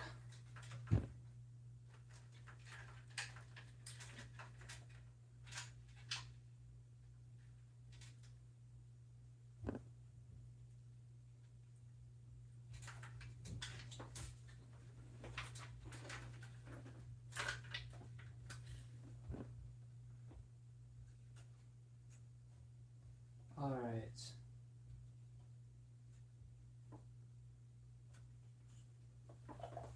Yikes, there's something weird going on with the HDMI and DisplayPort I/O shield. Have to fix that later.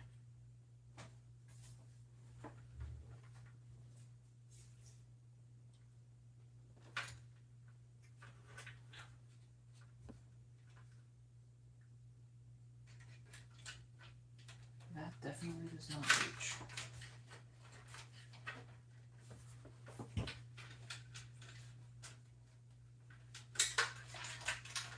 After I was getting it.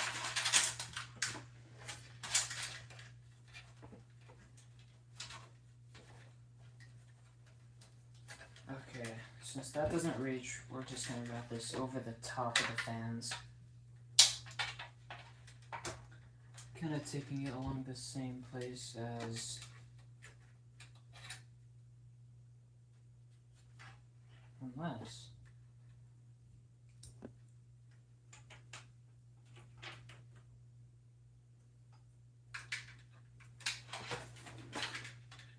do you think this can reach?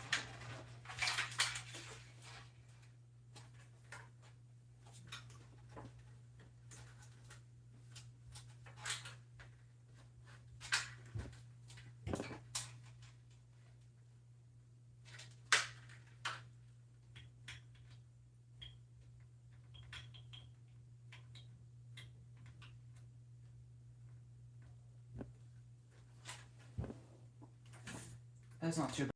Wrap the bottom fan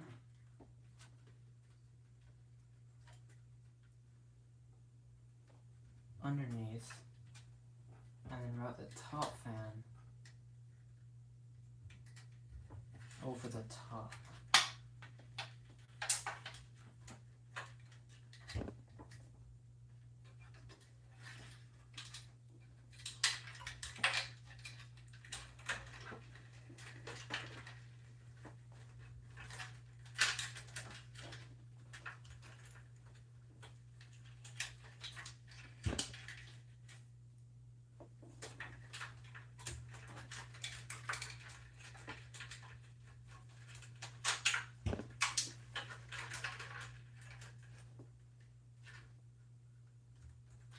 And then we can just put in the daisy chain right here.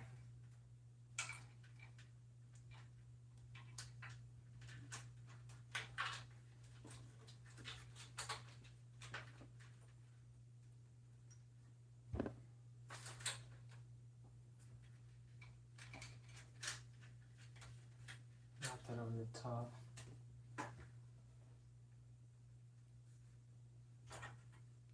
All right.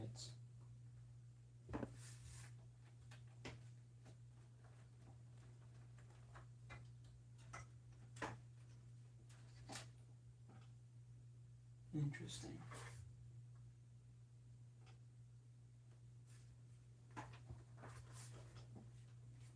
Now you see the issue I'm having here.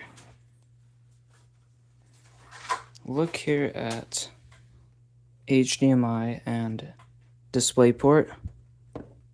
You can see that the I/O shield is coming on the inside of them, which is definitely not good at all. We're gonna have to take the motherboard out and reroute it so that those metal things go on top. But that's okay.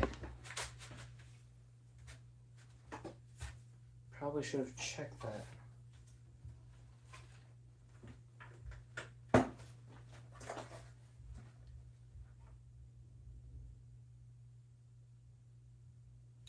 We can keep the cable management how it is. All we have to do is unscrew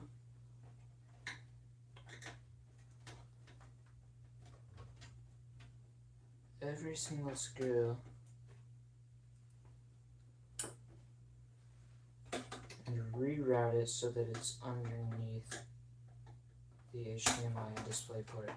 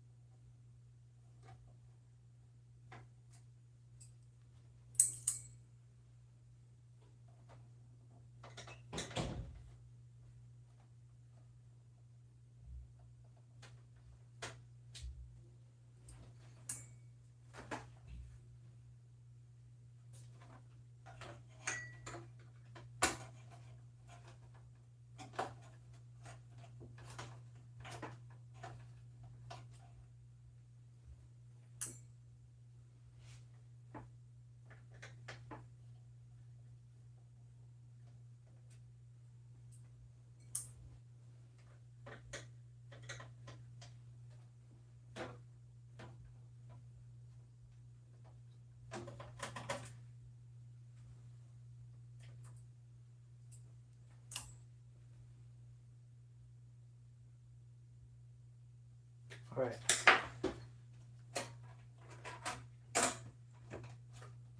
Now this time, really gotta double check. Nope.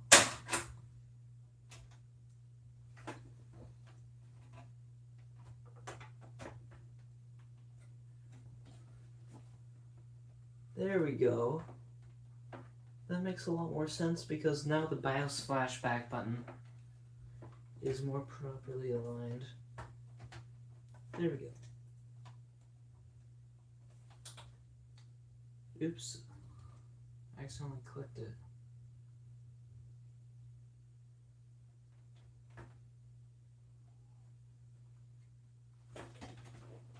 It's not flashing, it's fine. Okay.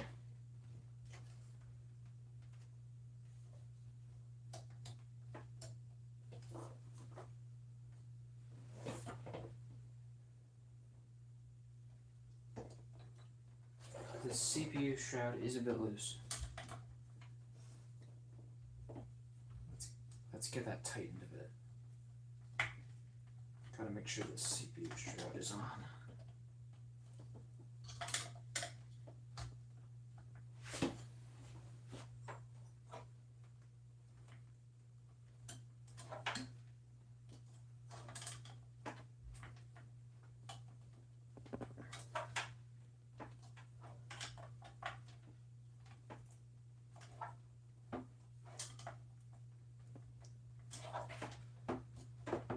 Alright, that's better.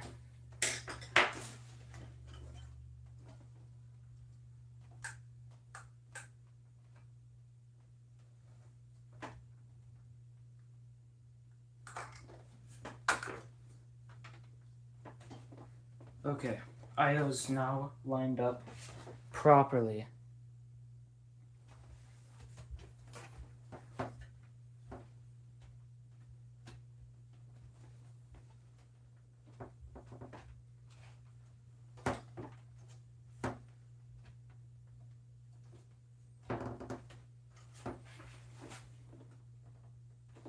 Now let's re-screw in all those screws.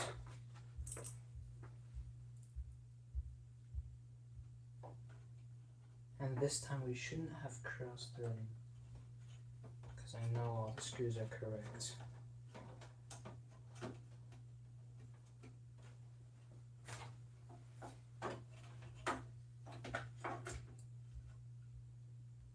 Let's not do that one first.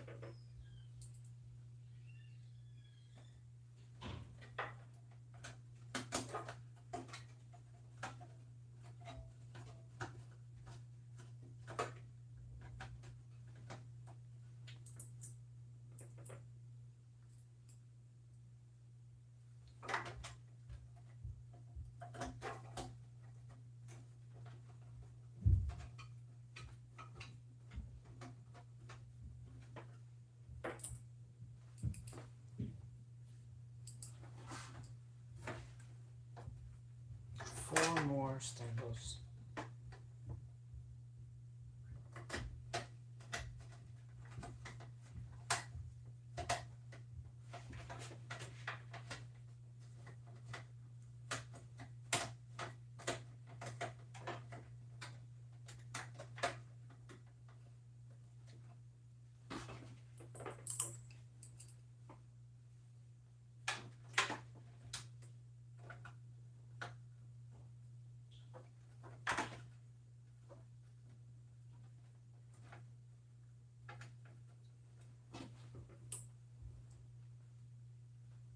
I should probably cap the thermal paste so it doesn't dry out.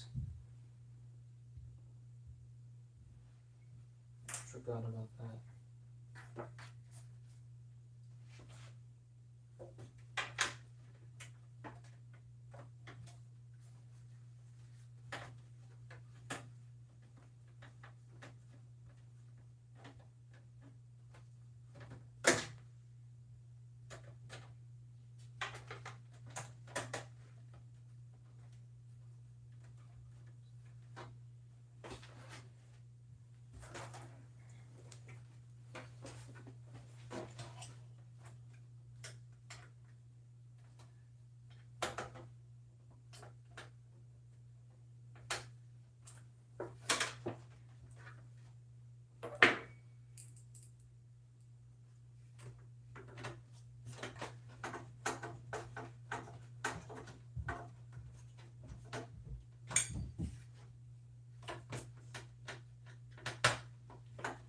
All right.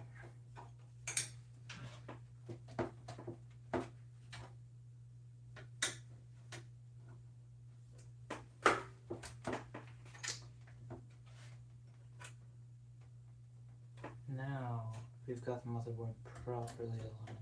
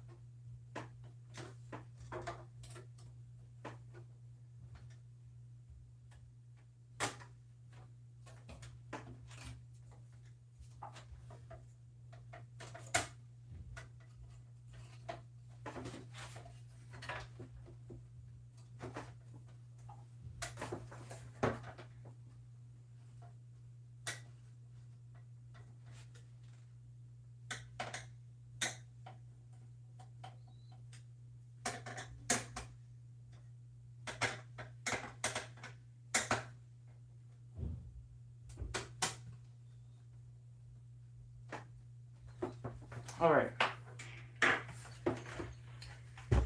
After that little bit of backtracking, the motherboard is now solid in there, and the I/O shield does not interfere. So that's good. Now we can get back to cable management.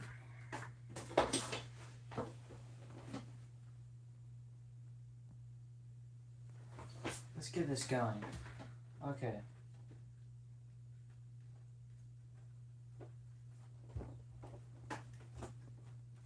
You know what?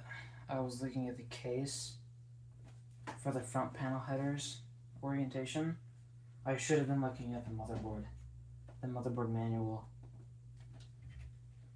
So if it ends up being wrong front panel orientation, I'll just look at the motherboard manual.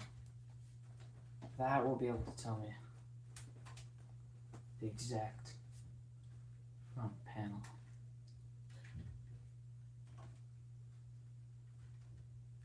Okay, we got this top, because there's, for the top cable management, there's only one spot over top of the motherboard for cable management, and that is for the CPU cable. On this side there's nothing,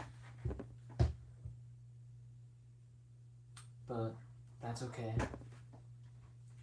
That just means we'll have to set the 4-pin CPU fan cable might overtalk the RAM DIMM slots. And that should be fine.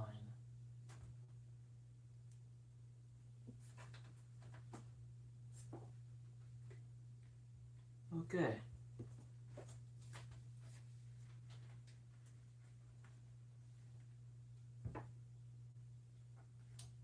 Just a little bit more cable management to go.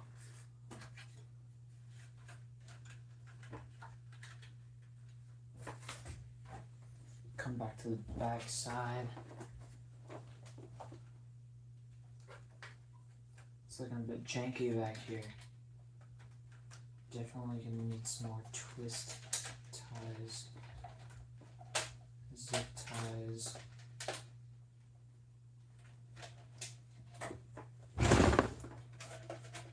Oh yeah. Okay.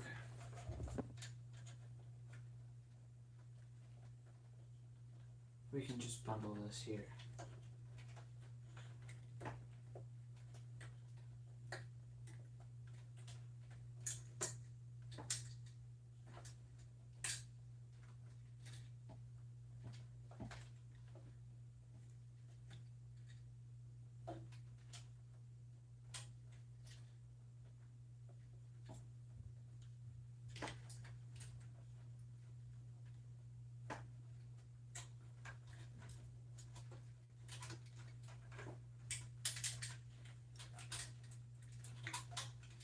Definitely not a pro at cable management.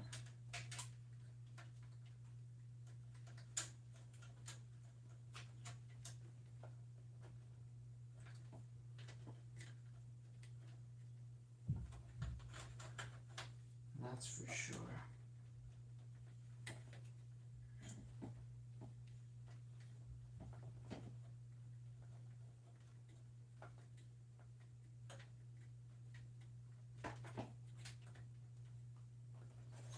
But that's looking pretty decent. Decent enough.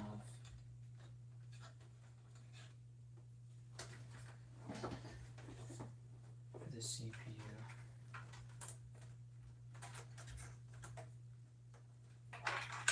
Take this underneath. With the other side of cables.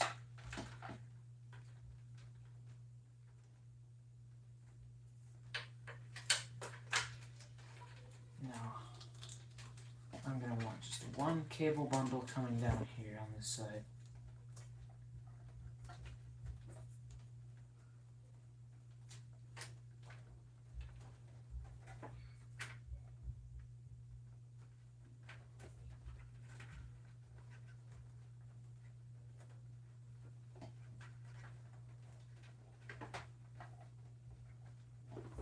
Shove that USB cable in there. Cable bundle right there.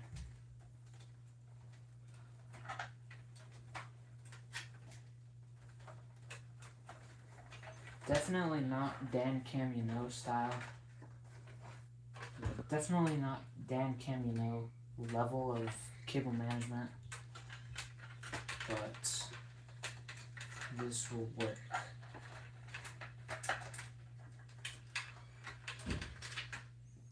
Let's get a twist tie here.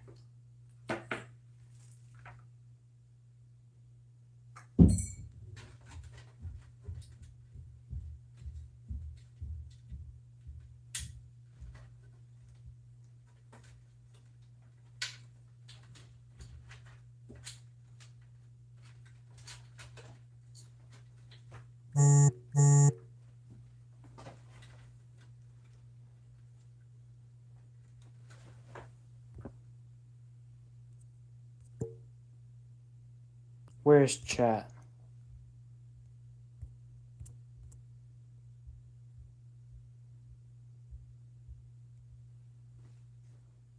Holy moly. Chat. Look at this chat. Okay. What in the world? How did I miss this? Okay, chat. I thought I wasn't having any chat. Sorry about that. I had no idea chat was going. I had chat open with the welcome to live chat notification, but yep, and I kept scrolling up, but it had no chat. Okay, let's respond to this chat.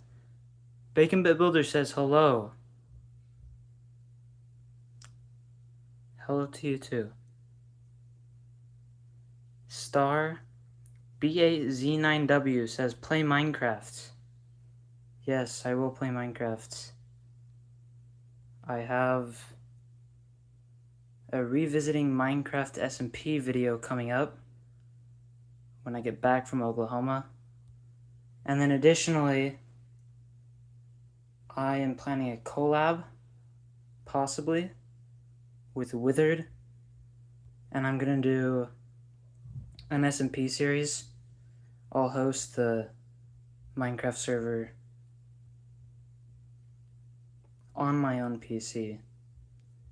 I'll have to figure out how to do that. It'll be like a home server. And then,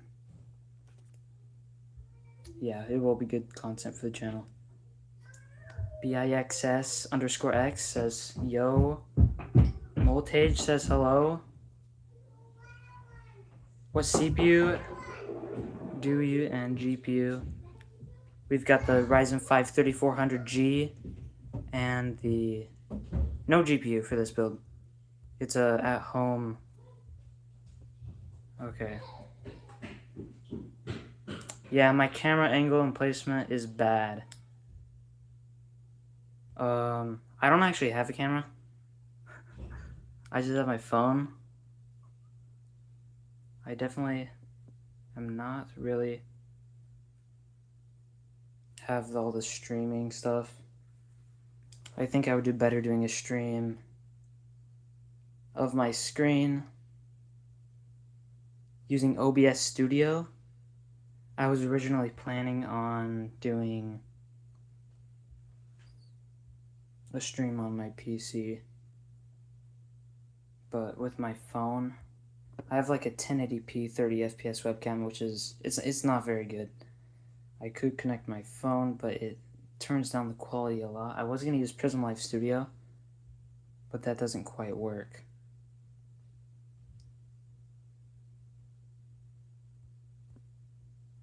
That's so weird. I'm not sure why chat was not showing. I kept checking for chat, and I would scroll up and look for the chat, but it's a bit different on mobile. Never used a stream before. Hopefully next time I will be able to use OBS Studio. That will be a lot better.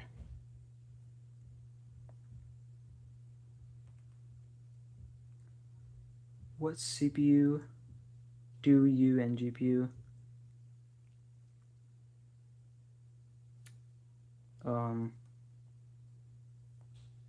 Camera angle.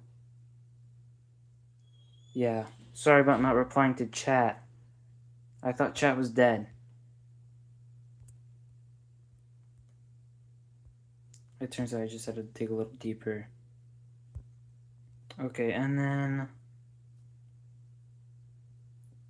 Tactical Goose Sauce says, what GPU do you recommend for an i9 13900KS? Yikes. If I'm being honest, I don't know that much about the Intel CPUs. So I couldn't really recommend a good GPU for the Intel CPUs, but i9 13900KS.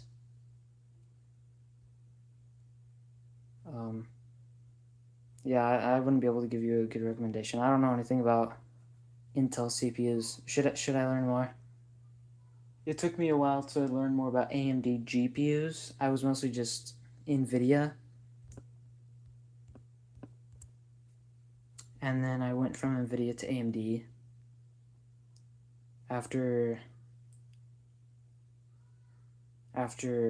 switching like from a NVIDIA fan to an AMD fan, I learned a lot more about the AMD card lineup.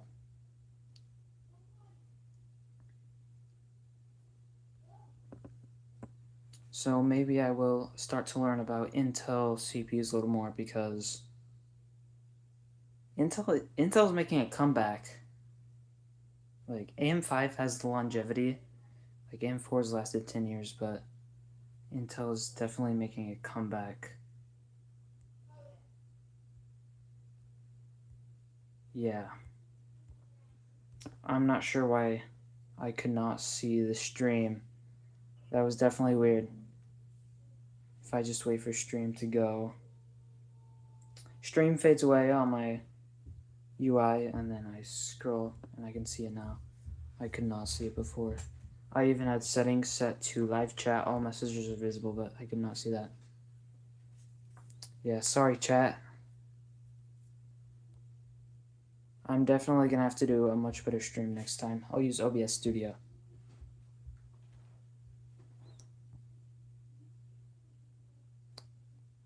Okay. Let's keep going with this cable management.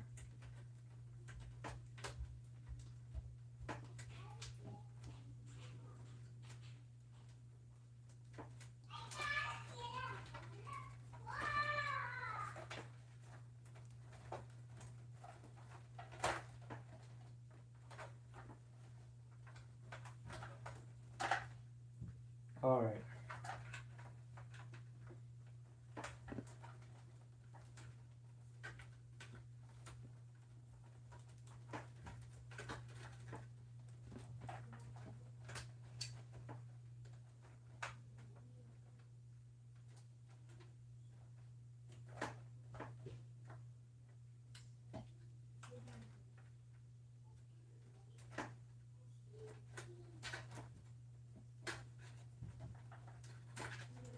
One more twist tie.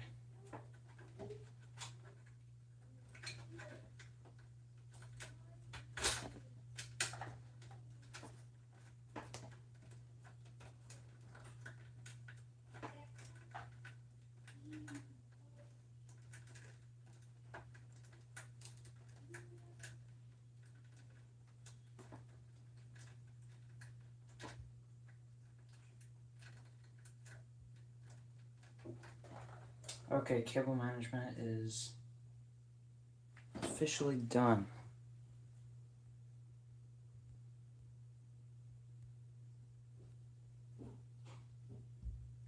All right.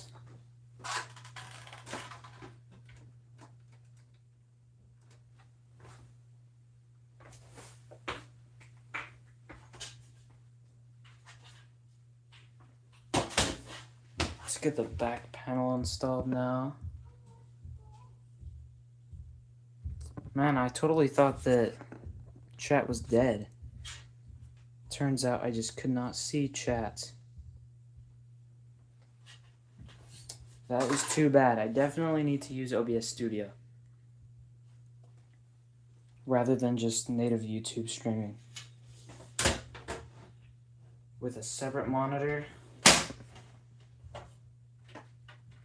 that will be really helpful for seeing the chat.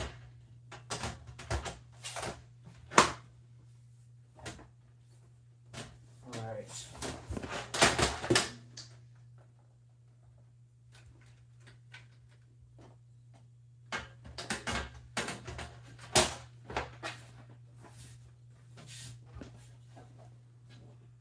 Then we got our two twist thumb things.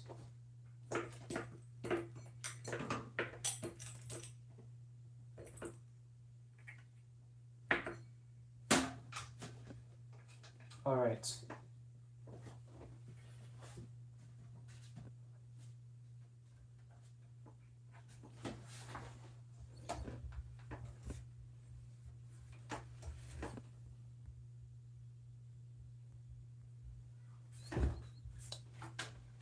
Hopefully I can actually see chat now.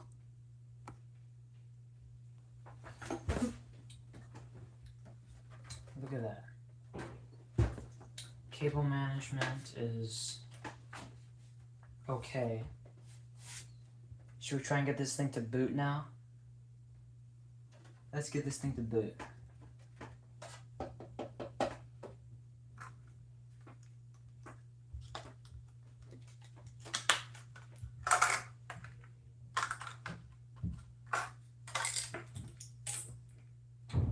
Alright.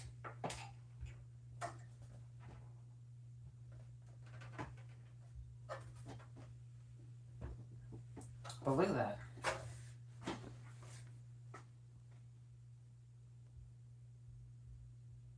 What do you think, chat? This is honestly a pretty stealthy build. Black shroud, black PSU, black case.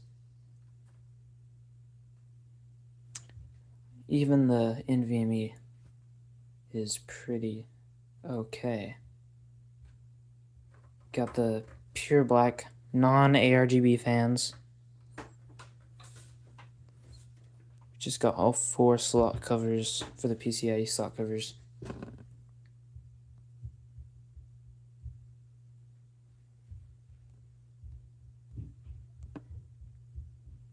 Okay.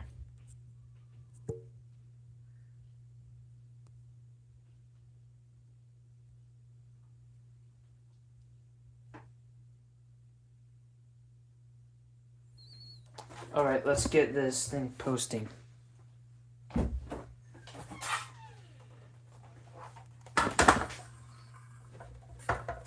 Got the Acer monitor right here.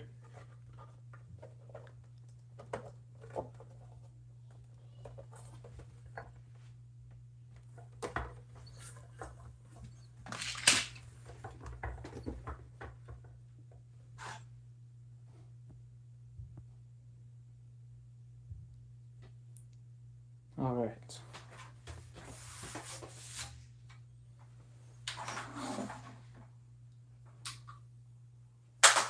We're just gonna use HDMI.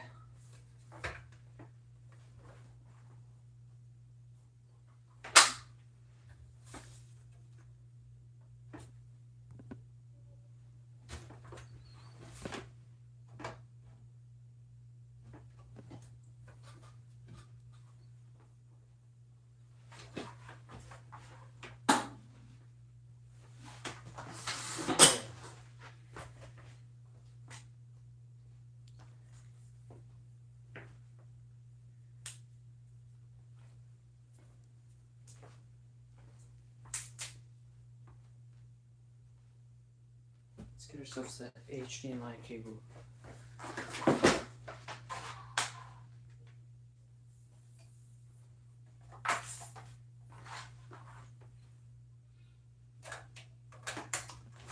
This feels very wrong to plug the HDMI cable into the motherboard, but this is one of the only times where it's actually okay.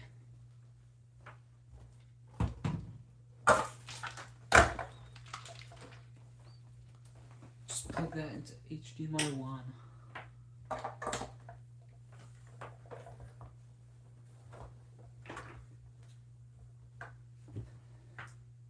All right. Let's see if we can get this to post. If not, then it probably means I got the front panel mixed up. Alright, can't forget this.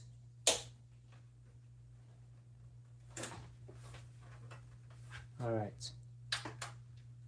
Oh, fan spinning.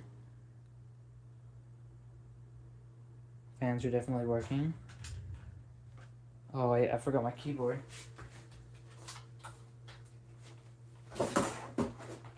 Gotta boot into the BIOS. Maybe. We got the RGB work. Oh, it's booting. It's booting, baby. What do you think, chat?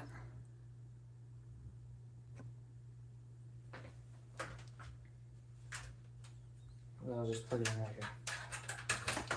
Let's go F2, get into the BIOS. F1, I guess. Okay, here we go.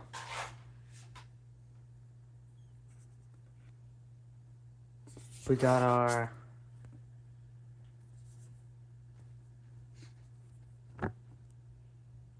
this is looking pretty nice. It detects our 3400G. We've got all three chassis fans. Nice. DOCP. I'll turn that on later. We got both sticks of RAM. CPU temperature 33. So we're not thermal throttling. Just at no load. And it also detects our NVMe. Nice. Okay. Well, it works. Sub $500 at-home desktop. This is pretty sleek.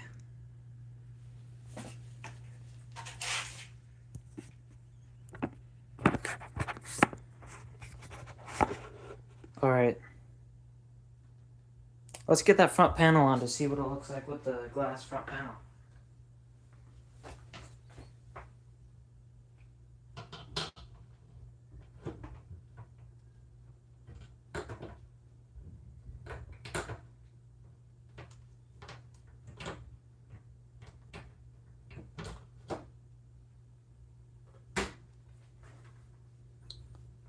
Oh yeah. That is nice. Just that little bit of RGB in the corner. It works. Front panel's in. LED works on top. Right, we gotta get the dongle installed for Wi-Fi.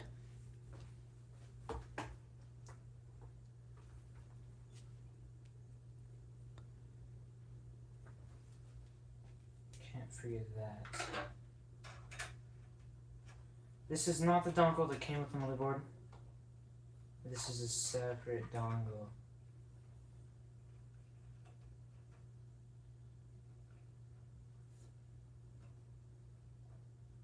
Because I think this is gonna work a lot better.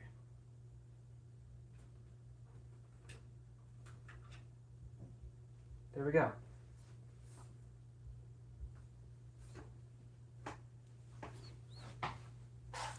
Officially complete. Nice. Okay, let's just talk chat now. I missed chat for like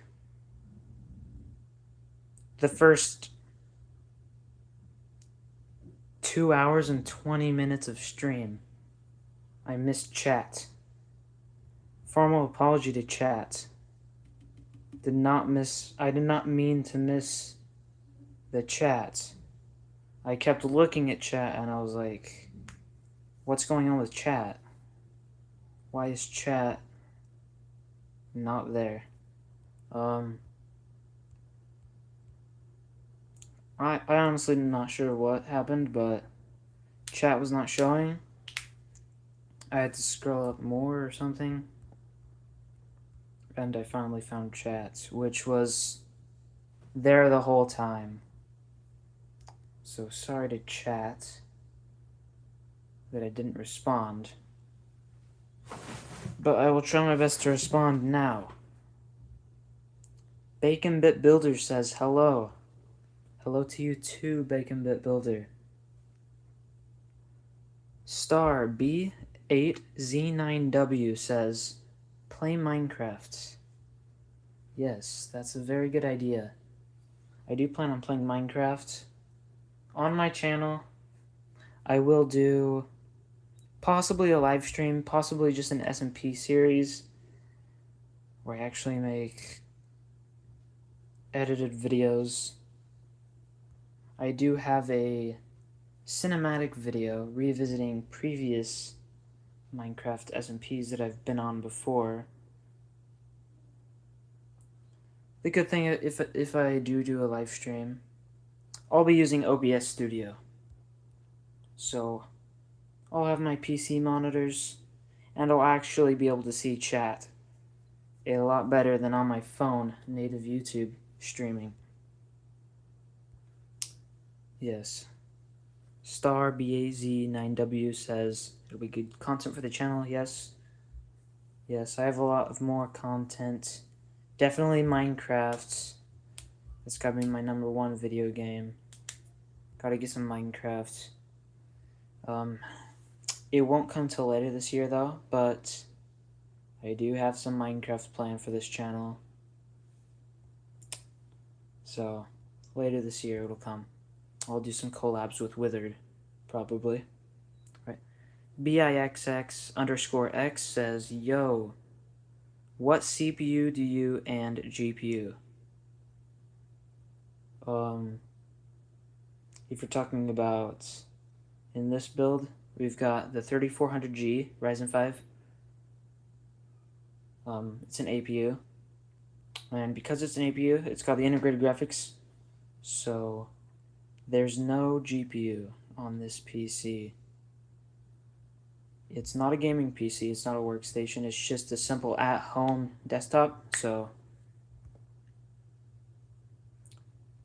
no GPU, just the CPU.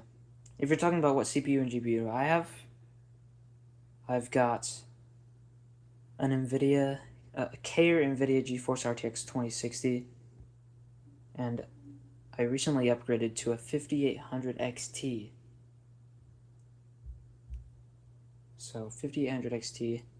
Graphics card, it is a 2060, that's a pretty old card, but I plan on upgrading it a little later to maybe a 9070 would probably have the least bottlenecking, but with the most upgrade for my 5800 XT. Alright, Gojo Beast says, your camera angle placement is bad. I cannot see what is going inside the case. Yeah. I do not have a proper camera, but let's look inside the case now. I'm streaming this all within my phone, wirelessly, so it's not the greatest. But what I'm thinking is, next time I do a stream that takes a camera, I am going to probably... I'm just gonna plug my phone into my PC and just use it as a webcam. I'm just gonna have to lug my PC into my filming area. I definitely didn't do that this time, but I'll have my extra monitor, and then I'll be able to read chat. So next time, not this time. Okay, Tactical Goose Sauce says, what GPU do you recommend for an i9 13900KS? That's a good question. I don't really know much about Intel CPUs. An i9 kind of sounds like a Ryzen 9. If it's kind of like a Ryzen 9, I mean, I really have no idea what a 13900KS is like. I remember when I was doing NVIDIA GPUs, I knew all the NVIDIA GPUs, but I knew nothing about AMD. And then I switched to AMD. I was like, I'm gonna be an AMD fanboy now, because AMD is cool. And so then I learned a lot more about AMD graphics cards, and which ones are good to pair with which ones. So now that Intel is making their comeback and everything, it may be a good idea to start learning about Intel CPUs a bit more. That way I can make actual recommendations. But for a Ryzen 9, I would assume a i9 is kind of similar to a Ryzen 9, which means it's going to have a lot of cores, and it's going to be for, like, workloads. So, I mean, it really depends on what you're doing with it. If you're gaming on it with an i9, I'm not sure. Gaming with an i9, you probably want a better GPU. What is it? 13900 KS? I don't know anything about Intel, but that sounds like a pretty powerful CPU, and you're gonna want a pretty good GPU to go with that. I'd probably say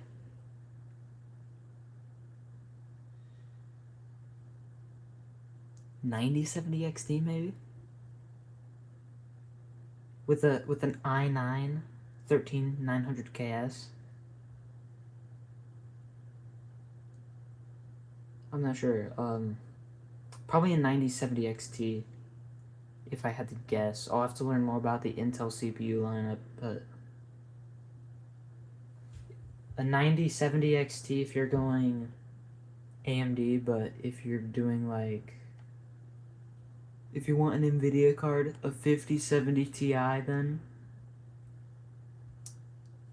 Also, if you're doing pretty insane workloads, because you've got an i9, you might actually benefit from going back a generation in AMD. Get the 7900 XTX, because that's got a lot more VRAM than the current 9070. Typically for gaming, you want the 9070 XT because it's just newer, has better architecture. But if you want more VRAM, I'd either go with more powerful NVIDIA card like the 5090 or the 7900 XTX or the 4090. It really depends on what you're doing. Yeah. I'll have to look into that more. I'll respond to the 13900 KS after the stream. I'll have to look into Intel more. They're definitely making a comeback, competing against AM5, but they don't have the longevity of AM5. Okay, chat. There it is. Sub $500 at-home desktop non-gaming PC. 3400G APU with integrated graphics. No graphics card. Asus TUF Gaming A520M Plus Wi-Fi. We've got the 16 gigs of DDR4 Alloy 3200 MHz RAM.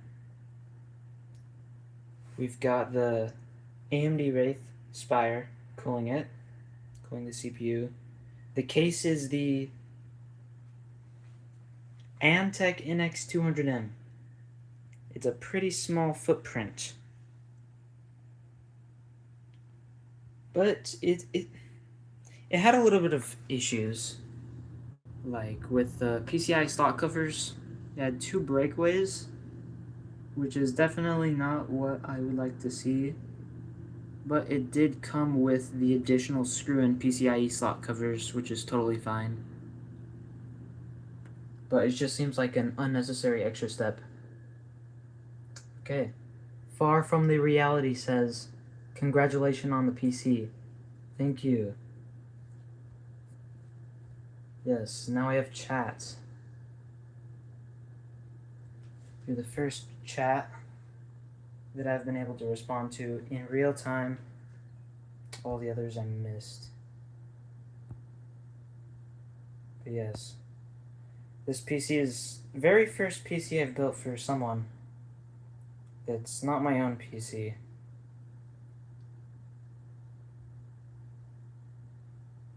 So, this is technically my second PC build, although on my own PC build, I've definitely done quite a few upgrades on it, which at this point is basically 3 separate PC builds, but it's technically just one.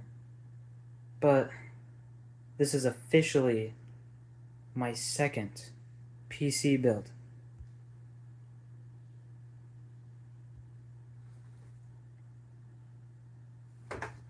It's pretty sleek. All black build. Install Windows 11? See, I would, but like, that is gonna take a long time because I don't have the installation media. I started it right before the stream because I realized I need to get that going. I'm doing Tiny 11. I was thinking, should I do Windows LTSC? Yeah. Windows LTSC or Tiny 11. Because, you know, just a regular Windows 11 has a lot of bloatware. But, like, I wouldn't want to do something like Linux. So Windows 11, Tiny 11 is just the one that seems the best. But it takes, like, 5 hours to make the installation media. If I had the installation media ready, I would definitely install Windows right now, but yeah. Just a little bit more configuration that I'll have to do after this. Got a bunch of files I'll have to do. I don't have to flash the BIOS. Yeah, 5 hours. I mean, that's what it said. It said 5 hours, but my internet is not very fast. It's like 5 megabytes per second. It's definitely some pretty slow Wi-Fi. The PC hardware is like, it's pretty good. Like, I could download it fast, but the bottleneck is the Wi-Fi. The Wi-Fi is what's making it so that it takes so long. Even though it is Tiny 11, which is like 8 gigabytes, whereas normal Windows 11 is 20 gigabytes, so it's faster to make the installation media. Yeah, 5 megabytes. It technically, I think it's 15 megabytes, but it runs slower at like 11 megabytes. When I try and download Fortnite, it's like 11 megabytes per second. It's not very fast. Even though I am using Ethernet, it's like you would think with Ethernet it would be a lot faster, but nope, it's still pretty slow. Maybe I'll get fiber optic internet when I grow up. It'll be pretty fast. Definitely get high FPS and download Windows 11 installation media a lot faster. But yeah, I'll get Windows Tiny 11 on this. Yeah. There's 3 people on the stream right now. So, but it's definitely not the biggest stream. Now there's only 1. Yeah. My next stream will definitely be a lot better. I'll use OBS Studio. I'll have another monitor. And I'll do a more proper connection using my phone as the webcam. Here, name tag NIHG says, "Here goes my sub to you." Thank you. Yes. What was that? Did you hear that? Yeah. I have a few more live streams I'll do whenever I get another PC order. I have a local only PC business. I just make so far I've just had one customer because it's brand new. Yeah. Yeah, it's gonna blow up. I'm hoping I can get my channel even bigger. I have a lot of big plans for my channel. Hoping to grow it pretty big. Just wait until my channel trailer comes out. It's gonna be awesome. Bunch of variety of content coming soon. Yeah. You know, this video was inspired by Zach's Tech Turf PC building live streams. He usually does Thirsty Thursday. Every Thursday he does a PC building live stream, but he's on the move to Houston, so he hasn't been able to do it in a month. Next month, Zach's Tech Turf is starting a new stream in Houston. So I highly recommend Thirsty Thursday if you're looking for some good. Yeah, Zach. He's got to be my favorite tech YouTuber. I was gonna watch his Thursday live stream yesterday as like inspiration for this, but he didn't have one yesterday. So I'll have to wait till next week. Oh yeah, Meta PCs. Yeah, Meta PCs is pretty good too. They both have streams. Are there any other streamers that stream PC building besides Zach's Tech Turf and Meta PCs? I know both of them do PC building live streams. There's gotta be more than those, but yeah. There's definitely some other good ones, like Linus Tech Tips, Matt's Computer Services is also a good one.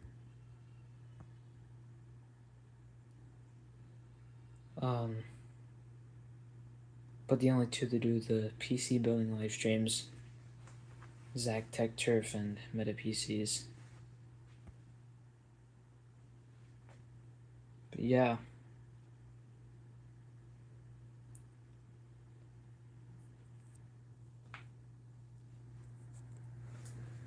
Well, turned out to be a pretty good PC. It booted right up, so first try. So it definitely wasn't too bad. Biggest issue was definitely the PCIe slot covers and getting the motherboard screwed in. But yeah. First time using these 140 fans. How much airflow? It's not at full speed, but it's getting a decent amount of airflow. Yeah, this case is pretty good. It's got 2 spots for fans over there and even on the bottom. I just got these 2 right here though. Yep. Even after sitting here for like 20 minutes, it's like maxed out at 39. So definitely doing its job.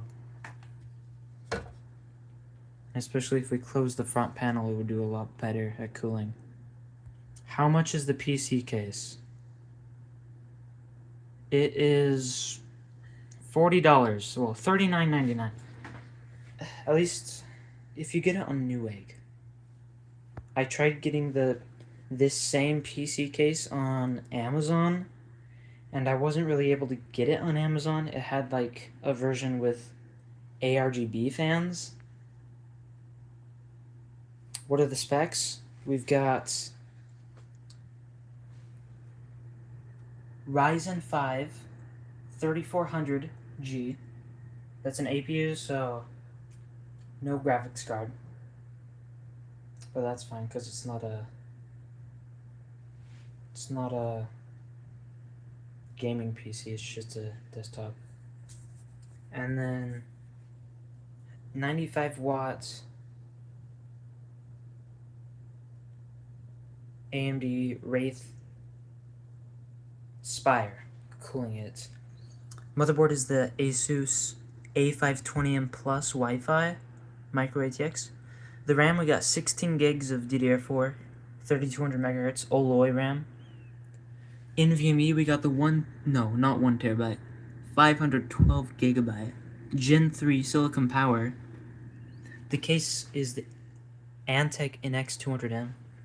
We also got some Thermalright 140 TLC14C fans right up at the front as our intake, and then the pre-installed on the back.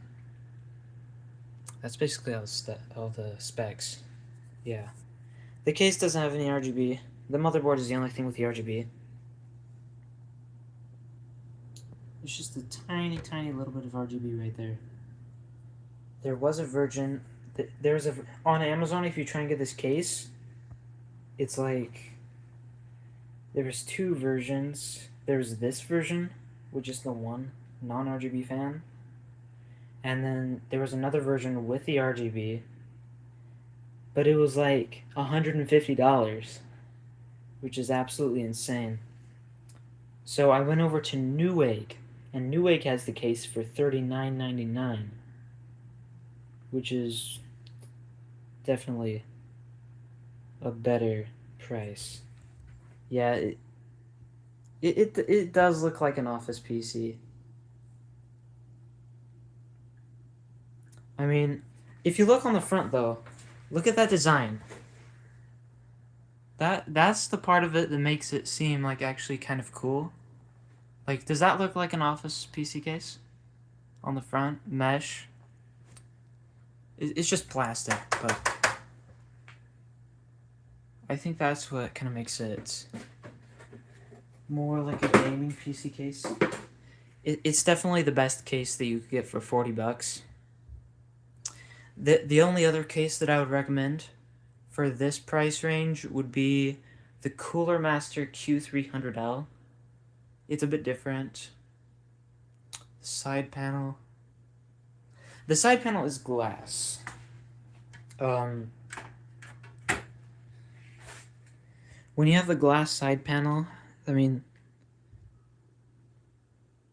that kind of looks like an office PC, but because it has the glass, so you can see, and because it has the design on the front, it kind of goes more towards like gaming PC rather than office PC.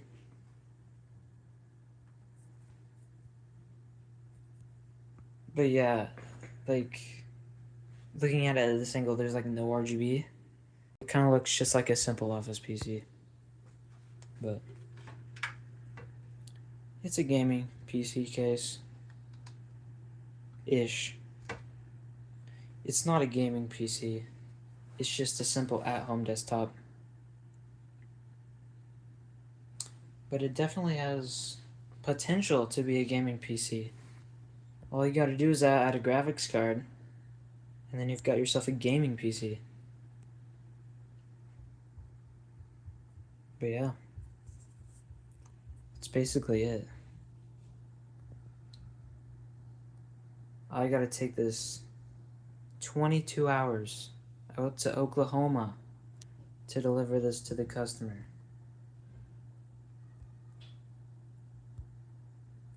But then I'll be staying in Oklahoma for 2 months.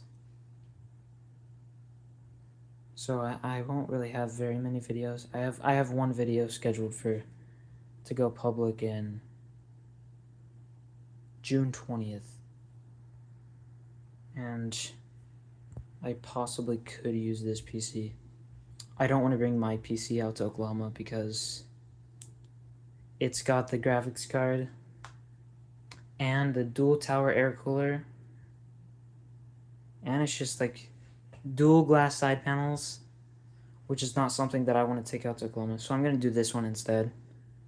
I have to take it out to deliver it. And then possibly, maybe, I'm not entirely sure, I might be able to use this to make a little bit of content. I have a few arrangements planned. Stranger Things arrangement is coming up.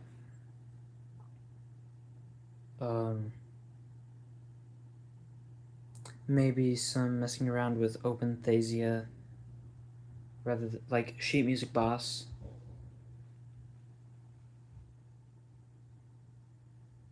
And then later this year, some Minecraft is definitely coming up. We got an animal video montage there. We got my channel trailers coming out. Customer didn't care about GPU. Yeah, customer is not doing any gaming. It's mostly for, like, because right now they're using a MacBook for what they're doing, so it's a pretty good upgrade from the MacBook. But the last actual PC they had was an all-in-one PC. It had like a Pentium CPU. I've actually got it right here. It just had like, yeah, they're doing like genealogical stuff, office work. It's at home, but they're doing a little bit of like with Family Tree, some genealogical. It mostly just needs to like connect to the internet and be faster than this old Pentium processor.